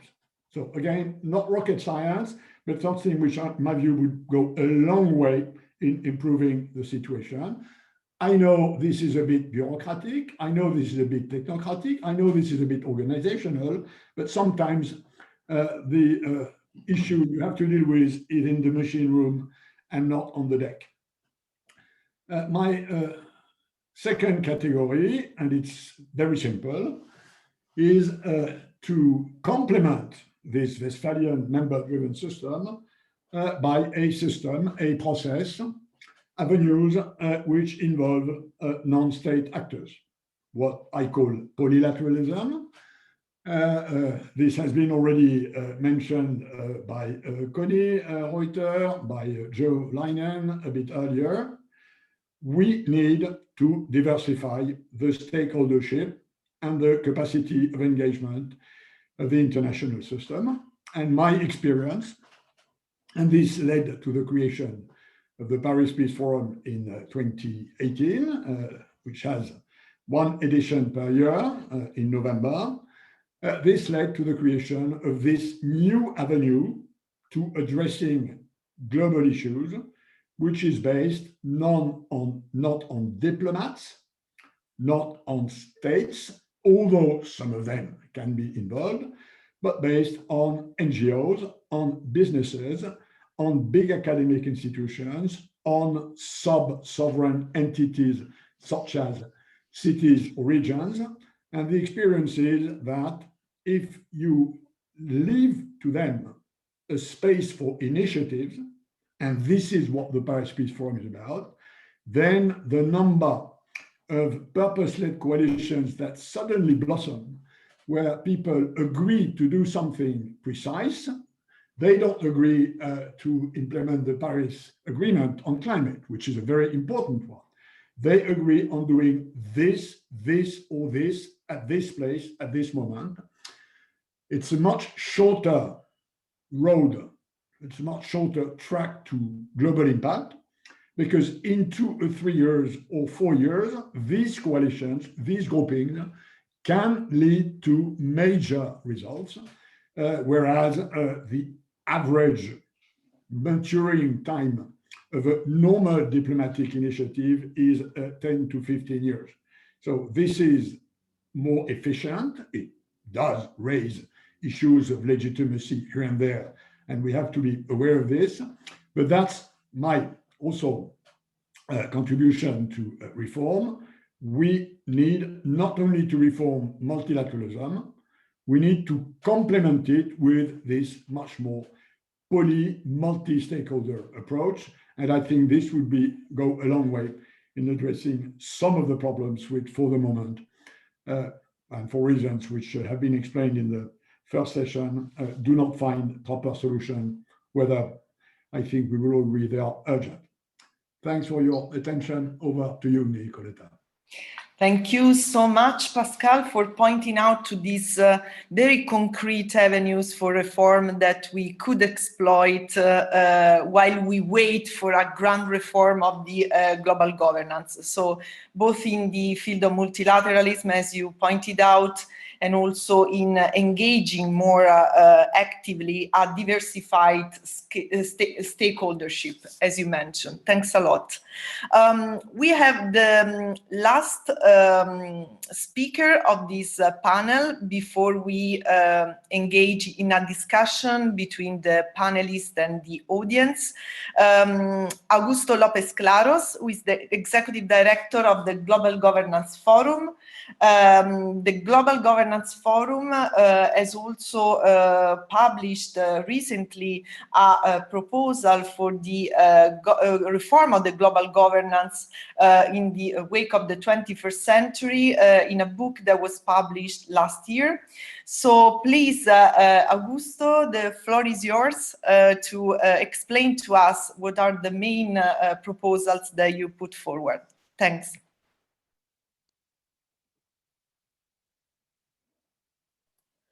Thank you very much, Nicoletta. It's a pleasure to be participating in this panel with such a distinguished group of colleagues and friends. You know that in 1947, Albert Einstein, who together with Bertrand Russell and Granville Clark and other noted figures was very active in the debate leading to the creation of the United Nations, he wrote a letter to the General Assembly. And I just want to quote a couple of sentences from that. He said, the method of representation of the United Nations should be considerably modified. And then he said the moral authority of the UN would be considerably enhanced if the delegates were elected directly by the people. And I think what Einstein was getting at is essentially that, the men and women who serve on the General Assembly are diplomats representing the executive branches of their respective governments. There is no meaningful direct linkage between them and the people they represent. In fact, as you very well know, for non-democratic member states, one could say that there is no linkage whatsoever between the governments and the people they rule over. Right? So this is obviously one issue. Now, Joe Leining has already addressed this question of the democratic legitimacy of the United Nations in an important way. And in the book that you mentioned, Nicoletta, which was published by Cambridge University Press last year, Global Governance and the Emergence of Global Institutions for the 21st Century, we fully endorse this view. We think that longer term, the General Assembly should be more representative. It should be more democratic. We should have a weighted system of voting and move away from this idea of one country, one vote, which leads to all kinds of distortions, and I think has undermined the credibility of the General Assembly and therefore of the UN system more generally. Now, obviously, amending the UN Charter is a tough call, and it's a big obstacle for now. So in our book, as a transitional phase, we propose the creation of a World Parliamentary Assembly. I don't think Joe Leining used that term, but essentially we're talking about the same thing. It would be complementary to the General Assembly. It can be easily established. It doesn't need amendment to the UN Charter, and we think that it would bring many benefits. We could give it initially an advisory role. In the book, actually, we have very specific proposals for the distribution of the membership of this body across all 193 members. We think that the experience of the European Parliamentary Assembly is a very interesting sort of point of reference. You well know the European Parliamentary Assembly was elected in 1958. It had 142 members from the 6 founding members of the European Union. We moved to direct elections in June of 1979. Today, it has over 700 members. And as you know, over that long period of many decades, it has acquired considerably enhanced powers as the process of economic and political integration within the European Union has taken shape. And as the European Union moved from simply being an experiment in trade liberalization in the early stages, today it is a body that has considerable weight within the European Union. And this has been done in a very democratic way, with countries willingly and consciously ceding gradually national sovereignty to the European body. So we think that if we were to do this, we would basically end up having a much greater measure of democratic legitimacy within the UN system. Its deliberations and recommendations would be imbued with a sense of credibility and urgency that at the moment the General Assembly and the Security Council simply don't have. The Security Council is completely dysfunctional, as you know. I won't go further than that. And so this has obviously huge costs for the membership. Need I say Rwanda, Syria, Darfur, and Yugoslavia, and so on and so forth. The dysfunctionality of the Security Council, it's not just a kind of an abstract theoretical problem. It has very direct implications on the ground. One more footnote to this whole debate, which was started by Joe Leining in such an interesting way. Joe Leining talked about sort of the greater participation of civil society and engagement. And I think that's a very vital point. And here, I just want to mention something that sometimes is forgotten. I'm surprised. In the year 2000, ahead of the Millennium Summit, Kofi Annan invited representatives of something like 1,400 civil society organizations to come to New York. And over a period of, I think it was 3 weeks, they basically debated issues of human rights, issues of inequality, issues of peace and security, the environment, climate change, and so on. These people came not wearing their national hats. They didn't come as Frenchmen and Chinese and Argentinians. They came basically identified with issues that cut across national boundaries and that are of universal appeal and importance. And they then elected a representative, which then delivered their conclusions and their recommendations to the heads of state in September of 2000. That was, I thought, a brilliant initiative. And one question, one proposal which I would like to put forward is, why not formalize that engagement in some way? Rather than have these organizations meet every 1,000 years, maybe they should meet every 5 years. And we could have a formal engagement of civil society with the UN system in this way. Let me move on to another proposal, which I think, the importance of which I think has been highlighted by COVID. You know, Augusto, sorry, 2 minutes. Okay, basically, essentially, what we have in the United Nations is a very important unfulfilled promise in the area of peace and security. You know, we have Article 43, which basically calls or establishes the principle of collective security, and this has never been acted on. And as a result of this, you know, we have essentially a United Nations which on multiple occasions over its 75-year history has been impotent to affect and to bring peace and security in particular areas of the world. In the book, we have a proposal for the establishment of an international peace force. This was something that was hotly debated in the mid-1940s. It would have great implications in terms of allowing us to finally deliver a peace dividend. You know, we spend far too much resources on propping up our military establishments. And in 2020, we discovered the extent to which we were unprepared for something like COVID-19. We need to rethink our system of collective security, not just in terms of peace and security, but also in terms of resource allocation.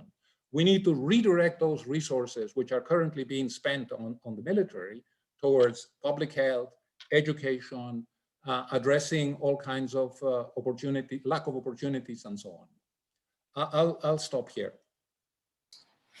Thank you so much, Augusto. I'm sorry, but you know, with this webinar format, we have to be very strict with the timing allocated. So while we wait for the audience to put forward some questions, you can do that through the Q&A function. I would like to do a quick second tour. You will have 2 minutes each to reply. And I have two brief but maybe a bit provocative questions for you.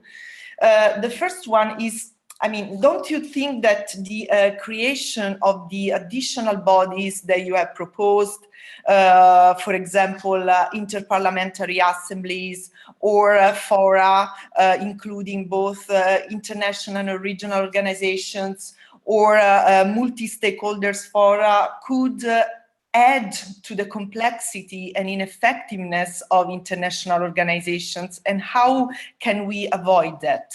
And the second is, you put forward many interesting proposals for the reform of the institutions, but at present, what do you think are the most effective mechanisms to gather the consensus on national executives on some of these proposals that you have mentioned, also in the wake of the next General Assembly of the UN? I can start this time in reversal order, so maybe Augusto, the floor is again yours. Thank you very much. You know, I think that we need to establish a distinction between the kinds of reforms which are politically feasible, which has been largely the focus of reform efforts during the last several decades. Whether the Secretary General or the larger shareholders of the United Nations in putting forward proposals, they have basically, faced the political realities of the moment. The problem that we face is that what is politically feasible today is not enough. It's obviously failing as a strategy. We're not dealing with the issue of climate change. We're not dealing with the issue of income inequality, which is beginning to destabilize democracies all over the world. And so it seems to me that the moment has come for us to be thinking a little bit more ambitiously in light of the global catastrophic risks that we face. Because if we don't do that, if reform efforts continue to be driven by this sort of realpolitik, then not only will the United Nations fail as an organization, but beyond that, the cost, the human cost of not dealing with climate change, of not dealing with issues of nuclear proliferation, of not confronting the rising militarism and arms race, which has taken place as we speak, is going to be very, very costly in human terms. To me, that is the problem that we face at the moment. Thanks a lot, Augusto. Pascal, please. Yes, very simply, to your two questions, I have the same answer. We have to go beyond sovereignty. This world is still managed according to principles that were established in 1648. That's a long time ago. The world has tremendously changed, and relying on the sort of Brownian movement of 200 sovereigns to govern this planet is not the way to go. I think it's as simple as that. We have to ideologically accept that we have to go beyond the sovereignty of the nation state.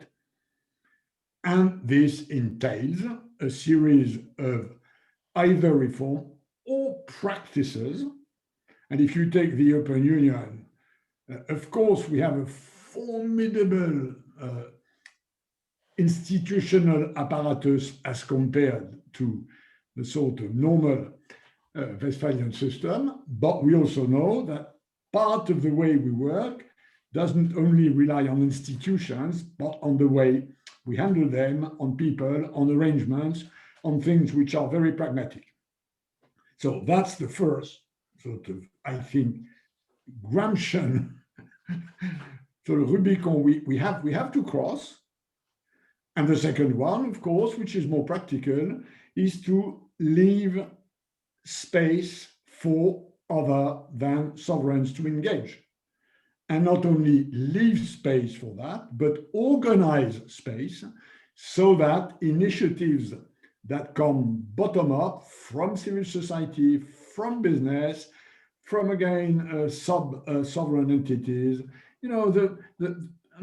going back to today is a big environment day for many reasons. Going back to the Paris Agreement in 2015, it would never have happened if you had left this in the hands of diplomats. It happened because notably coalitions like the C40, for instance, stepped in vigorously after the failure of Copenhagen, which had been driven by diplomats. So I think the notion that we have to engage in facilitating these initiatives, in providing the necessary resources, the necessary fora, the necessary ambience, sort of incubation capacity is the way to go. And that's the experience we've had with the Paris Peace Forum. And frankly speaking, it has worked much more than when that we thought when we started this in 2018. Had we been told in 2018 that starting this would lead to where we are now and to the sort of result and impact which many of these coalitions have had, we would not have believed it. So there is something new there, which I think, again, we have to foster, we have to help, we have to engage in. And I think this leaves a lot of space for citizens, whatever dimension you give to this world. Thank you, Pascal, very inspiring. And Paolo, please. Yes, I think the reforms we are talking about are needed, undoubtedly. They are going to put, but are not on the table now. I mean, what is on the table is first the US-China confrontation and great power rivalry, and the key question is, can multilateral cooperation coexist with this great power rivalry? That's, I think, is the key issue today.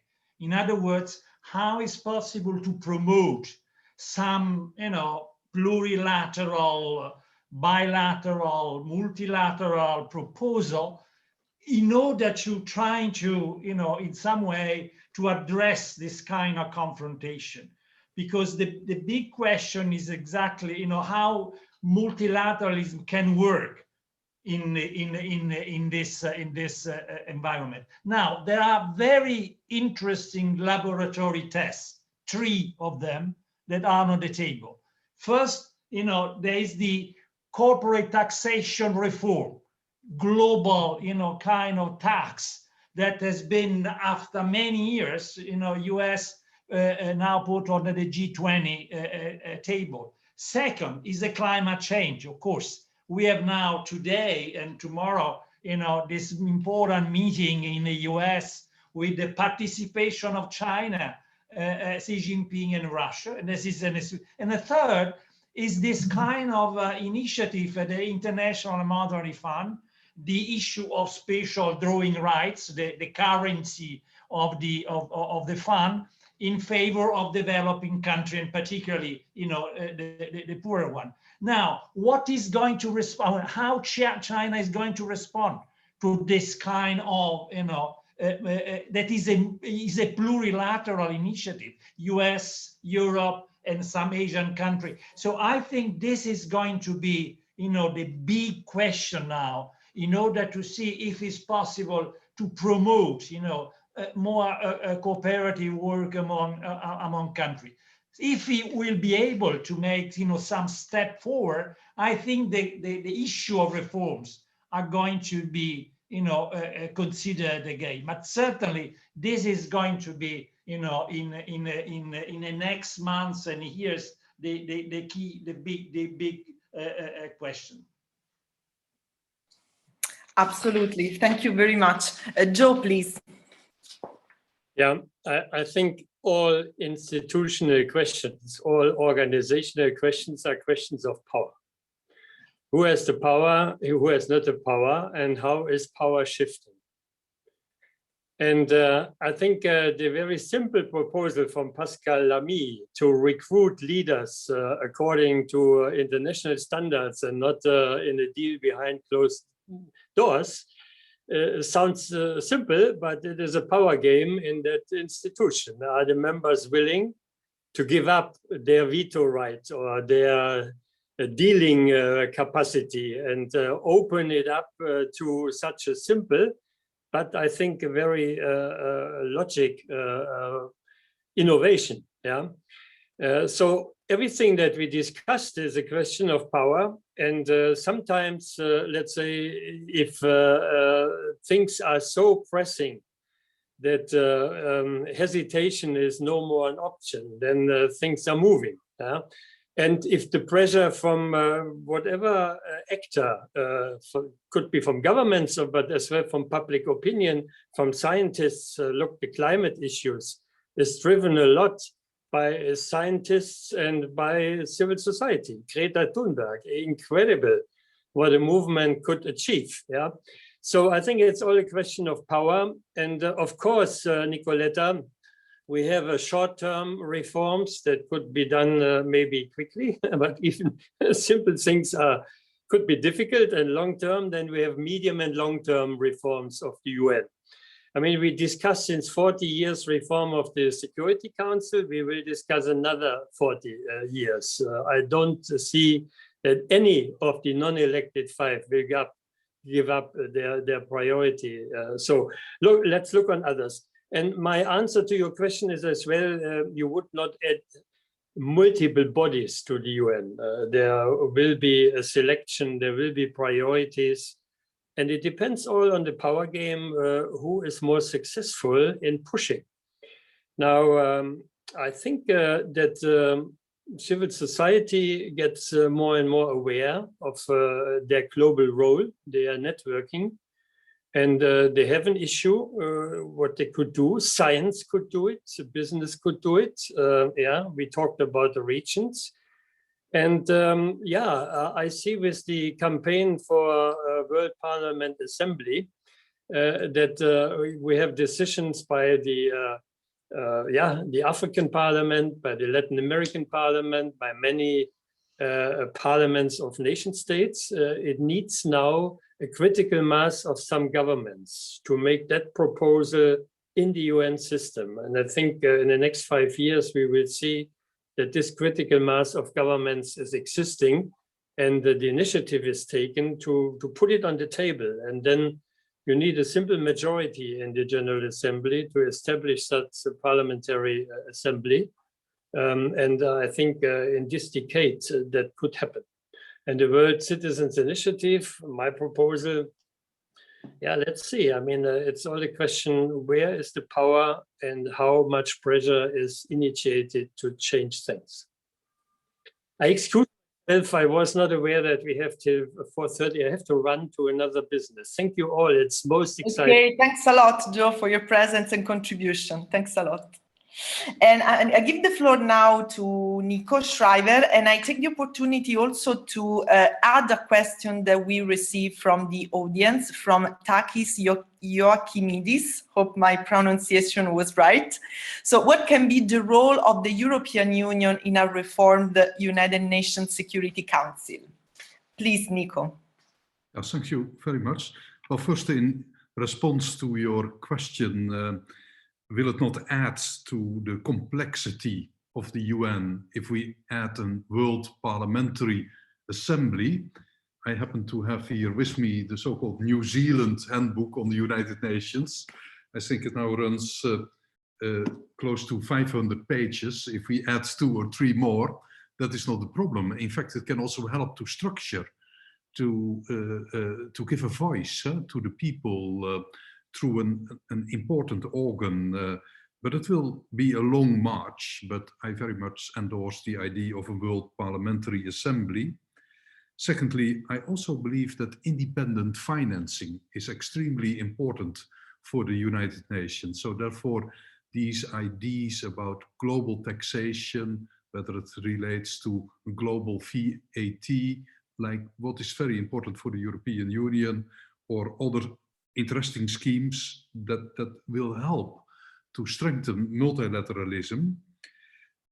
I also believe that to strengthen the leadership roles is very, very important. And to bring it to the UN, I believe it is important that also Guterres get a stronger normative status, can have a leadership role in, for example, more robust peacekeeping, to mention an item from the classical United Nations, but we can't miss it.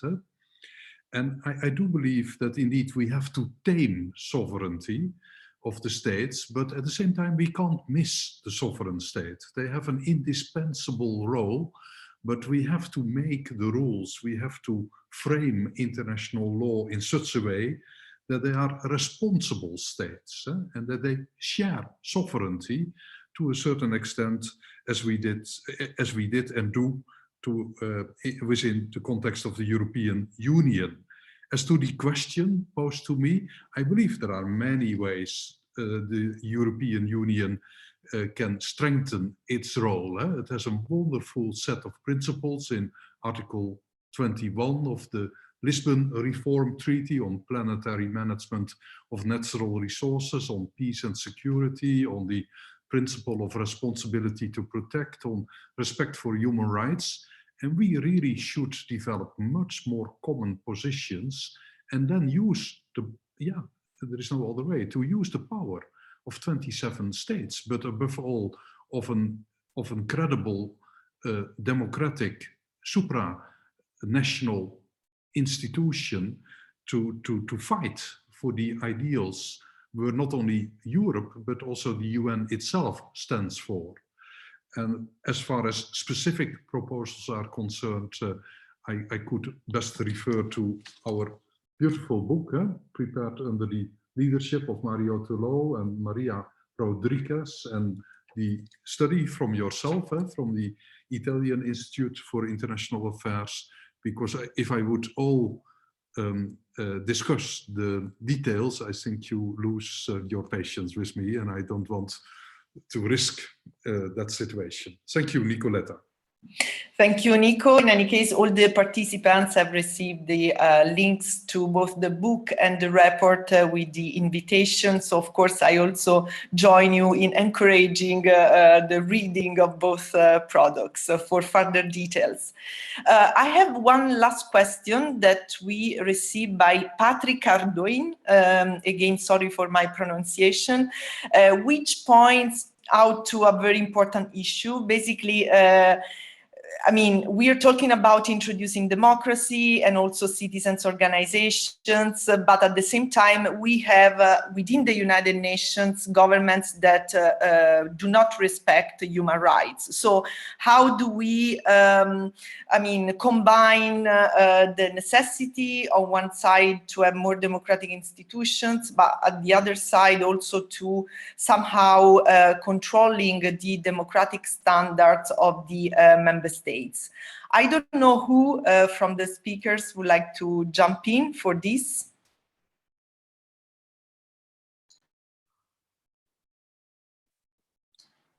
Feel free to take the floor.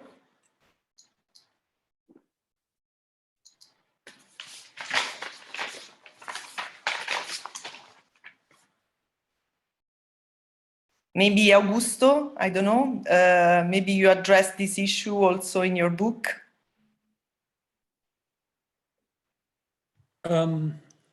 Yes, the book does have a proposal on the strengthening of the European Court of Justice, and it also calls for what we might call a Bill of Rights. This was something that was actually debated in the period leading up to the approval of the UN Charter. You know, something that would be equivalent, you know, to the Bill of Rights underpinning the US Constitution.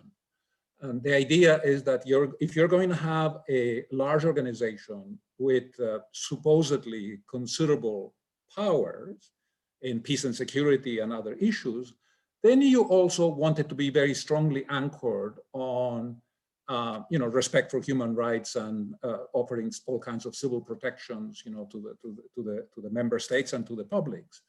This idea was actually abandoned. It's very interesting, the history of it. It was abandoned because the English and the Americans were particularly afraid that they would be called upon to explain the kind of system which existed in the United States concerning, for instance, African Americans, which were obviously not enjoying equal rights. And so when they realized the possibility that they might be taken to task, they abandoned the idea. But in our book, since we are calling for a considerable strengthening of the UN system and, you know, a longer term giving the General Assembly you know, legislative powers in a limited number of areas, for instance, the environment, for instance, peace and security, we, in parallel to that, we put forward a proposal for a Bill of Rights that would, you know, guarantee respect for human rights and that would take countries to a much higher standard than we currently have. At the moment, unfortunately, we have a situation where we have countries like Iran, which are persecuting religious minorities like the Baha'is in the most cruel way in the 21st century. And yet, of course, they are signatories, you know, to all the human rights conventions that underpin the UN system. This is not good enough. We need to have a much higher standard, and we need to, and that needs to be embedded in some kind of new Bill of Rights or some new instrument. Thank you, Augusto. Well, we all know that this is a problem for many organizations. We're experiencing also similar problems, even if in a different scale within the European Union, with the respect of the rule of law. And I agree that this kind of Bill of Rights could help, and at the same time trying to give more enforcement and sanctioning powers to the General Assembly in the Human Rights Council could help for the UN to become more democratic, more in line with the standards that are enshrined in the Charter. I don't see other questions from the audience, so unless... Can I briefly also add a bit to Augusto? Because indeed, here in strengthening respect for human rights, we can also learn from regional institutions. There was reference to the European Court of Justice, but of course we have also in Europe, with all its problems, but still very credible, the European Court of Human Rights. Within the Americas, we have the Inter-American Court of Human Rights, which is in rather high standing. And also African Union is building up in a promising way the African Court of Human and People's Rights, and ASEAN has now its Human Rights Declaration. And we learn from it that basically they are independent experts. They are judges rather than state representatives. And in the United Nations, we have problems with the Human Rights Council, although it is better than in the past. But next to it, we have the 10 treaty bodies, but they are very fragmented. And there is hardly an interrelationship with it. It's very difficult to see the wood for the trees. So there are interesting proposals on how to arrive at one single treaty body of independent experts, but with different chambers for women's rights, children's rights, civil and political rights, social, cultural rights, but of course cross-cutting, one joint petition unit where citizens can file their communications, and perhaps in the future we can call them complaints. And of course the dream is to arrive at a World Court of Human Rights, which was discussed in the late 40s, early 50s, as Augusto stated. There was the dream of a Bill of Rights, one declaration, we got it, 48, one treaty. In reality, we got between 10 and 20 treaties, one supervisory mechanism, be it a single treaty body or a World Court of Human Rights, but in practice we got many. And their reform is possible with pressure of civil society.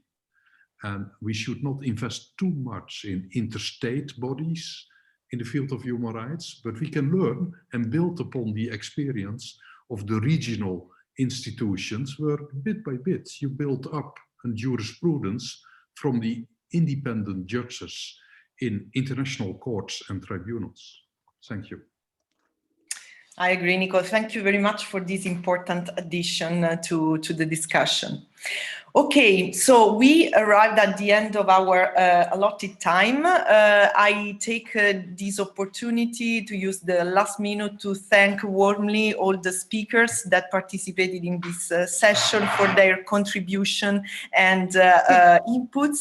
And I hand over to Maria Jo Rodriguez for the final part of the event. Thank you so much.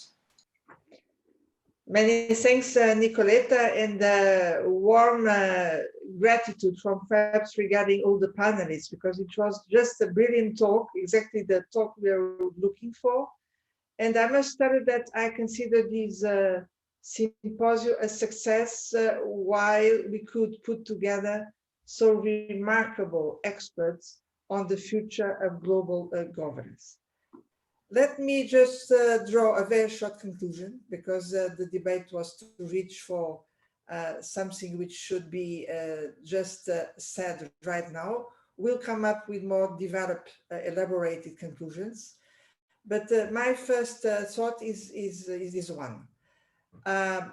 We all know that global governance is at the crossroads with new challenges, which are existential ones, with a new range of completely different actors and different power game. So we need to ask what should be the right kind of strategy, a successful strategy to reform this global governance system. It seems to me from the discussion we had in this symposium that perhaps the first question we need to respond to is which are the issues which can drive, which can leverage a new kind of global governance.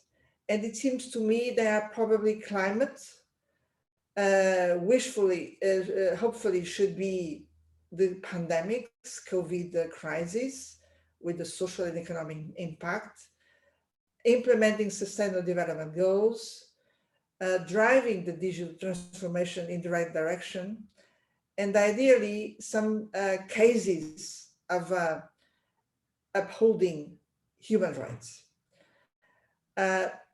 If we accept this as a starting point to change global governance, then the second question is, how can we bring about new actors, new ways to put them together, new kind of coalitions, focusing on these goals.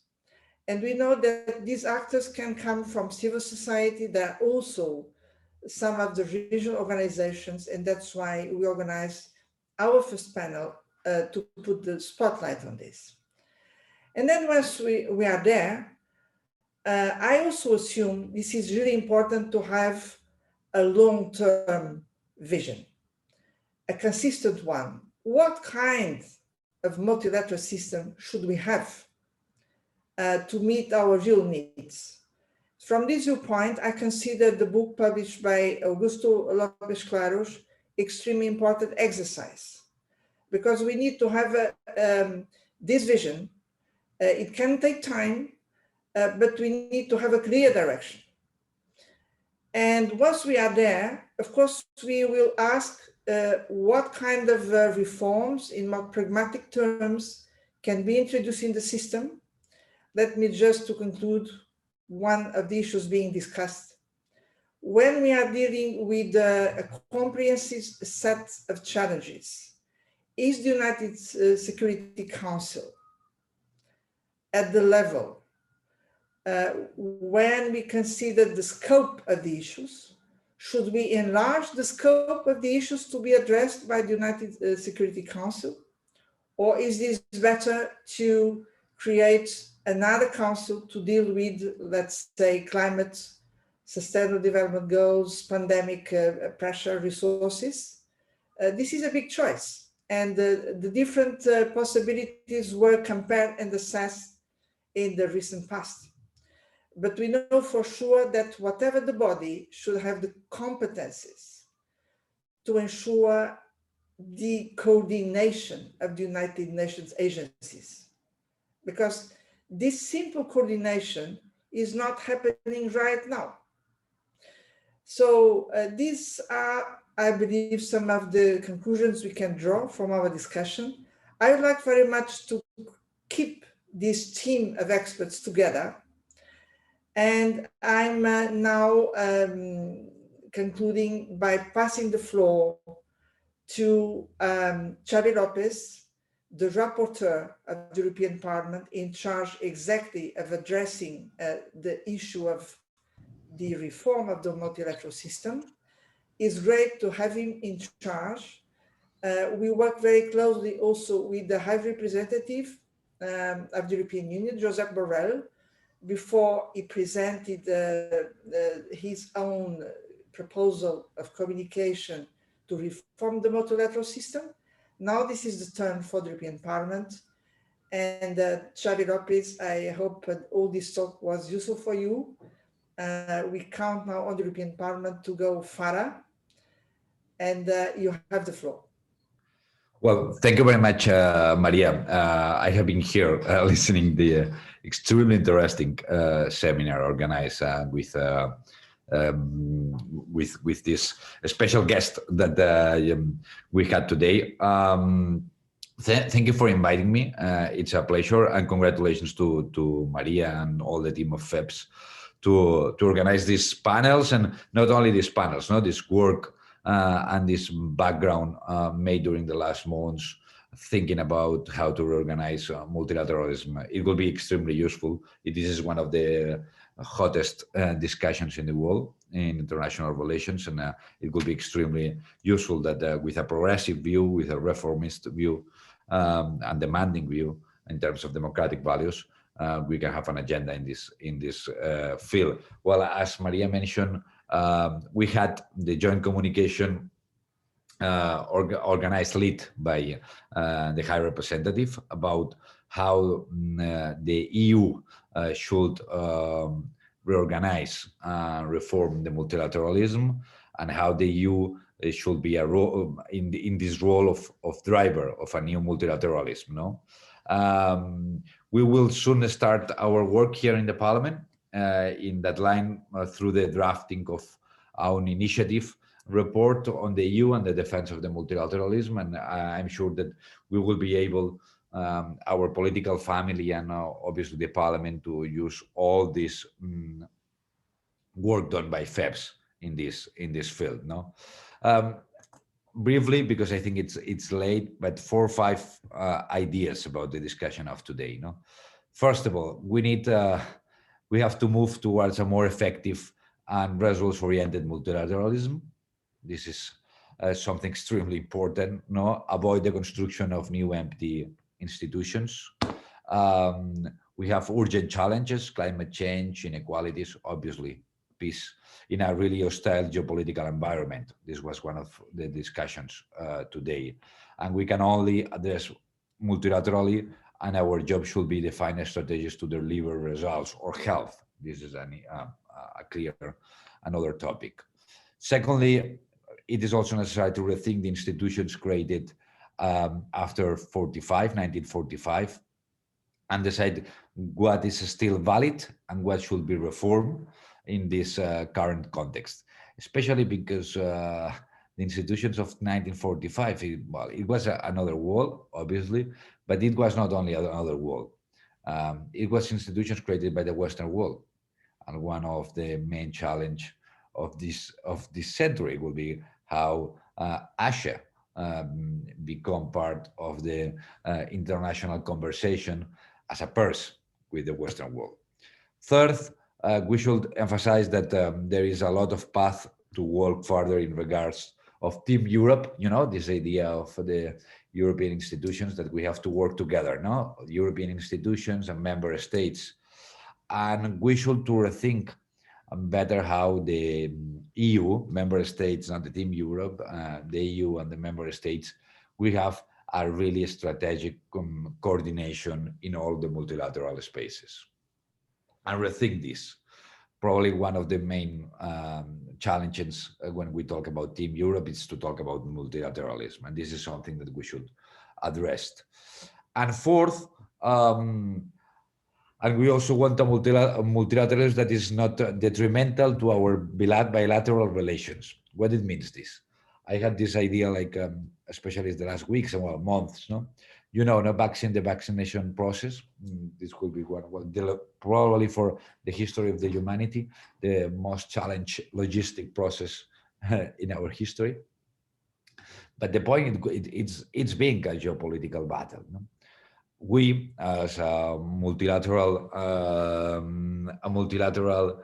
behavior with a multilateral behavior, obviously we are betting all the process to COVAX, to the United Nations instrument.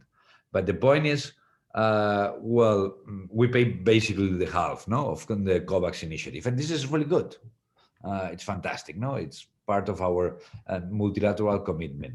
But the point here also, this is being damaging our visibility, helping other actors, no? And it's being really clear, no, how it's using this help by other forces in the world. And then we have to think how to use United Nations, use multilateral organizations, and at the same time protect our visibility in our bilateral relations in a really in a really environment of competence of great powers. No, multilateralism is at the core of the EU action, and it's the essence of the EU itself.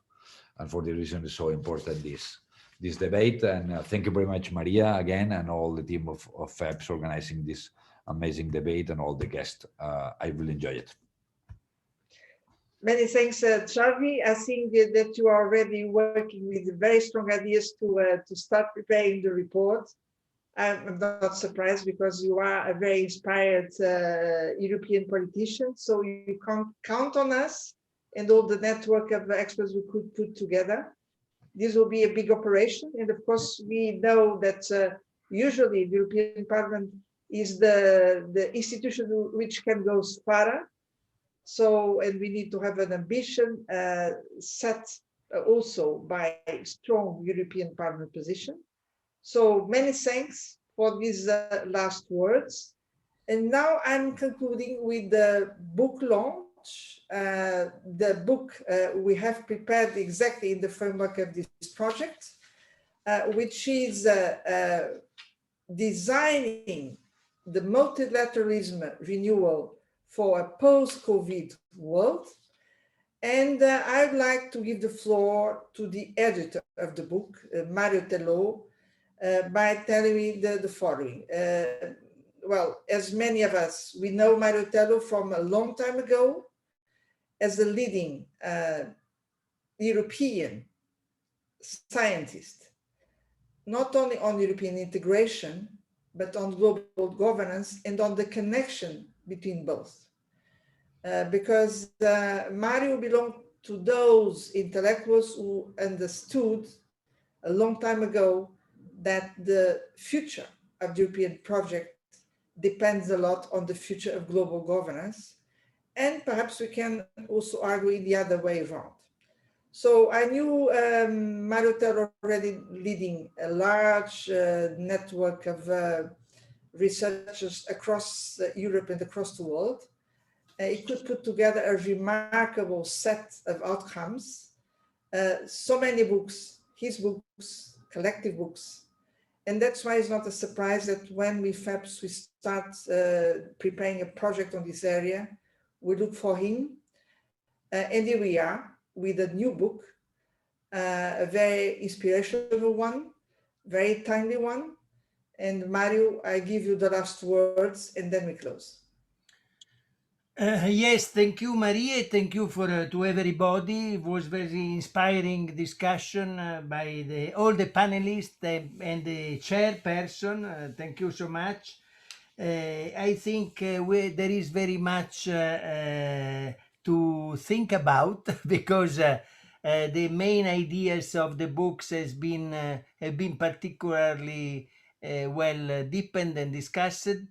And I insist very much on the regionalism is not about utopia. We need, of course, when we talk about world government, we have utopians.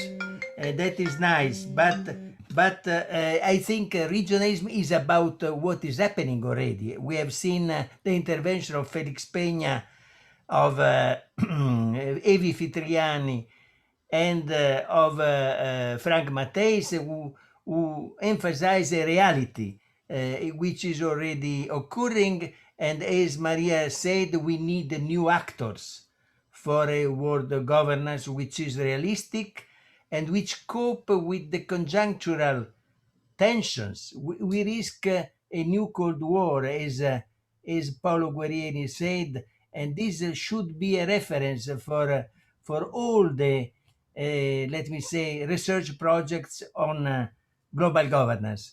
And we insist very much on a more binding governance. Lamy insisted about the issue of sovereignty as key issues. Many insisted on sovereignty as a key issues.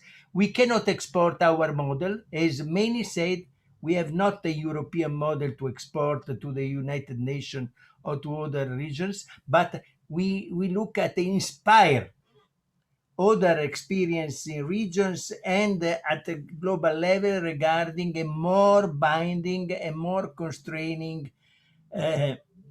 multilateralism, multi-layered multilateralism. And when we speak about binding, we speak about legitimate. It's no possible to increase the binding side without to increase the legitimate side as many said in the debate. Just a point which has been addressed by Evi Fitriani, but was present in many interventions. One of the main differences, as Lopez said, with the 45 is that we are not in a Eurocentric world. Situating the European construction only 5% of the global population in global governance means to have an even relations, interregionalism, an even relation with other regions, with other powers. Under this respect, thank you, Maria, for mentioning another project of FEPS with the Macau Forum, discussing the issue of global governance with Chinese, South Americans, Africans, and so on. We have published 4 books by Routledge. The 4th one is has been published recently. I make advertisement because it's a FEPS book. It's not only an outcome of the academic research with the best intellectuals in China also, not only in other continents. And we address the question which has been mentioned by Evi Fitriani. We need to be more modest regarding the norms. Okay, human rights is our main goal, but we have to be ready to discuss with the others in an even way, not to pretend to impose the European point of view. And under this respect, we have to focus on common goods. Common goods is the basis, as Maria Rodriguez said, of the multilateral coalition, alliance, inclusive alliance for common goods. Not look for division, but look for convergence on the basis of the consciousness of the difference, diversities of cultures. Diversities of cultures must be analyzed, must be understood with open mind. That's why open strategic autonomy, I underline the word open. We have to be open to the other cultures. Without that, the pretension of Europe to be leaders is absolutely ridiculous. We can be leader of a collective, new collective leadership of multilateral governance. That is crucial. So we need to mobilize a large participation and dialogue to understand the alternative cultures, the background cultures. Under the same word multilateralism, Indians, Indonesians, South Americans, Chinese understand very often different things. We must understand each other before looking for convergence or for imposing a European point of view. So thank you very much. We have a lot of, as Nico Schreiber said, a long march, but we were able on the same time to make a concrete proposal. I am very happy with the concrete proposal that has been made in the first and the second panel. Look at the concrete proposal, because this is the single way to affirm our values, our principle, and our strategy. Thank you so much again. Many thanks, Mario Toro. I couldn't agree more. I think this is a great message to conclude our symposium of today. And we now officially launch the book, the FEPS book on multilateralism in a post-COVID world. You see this with you. With one click, you can get it in the chat area. And many thanks for those who could follow this, and many others will follow afterwards. And like that, we close this symposium. Many thanks for joining, and see you soon.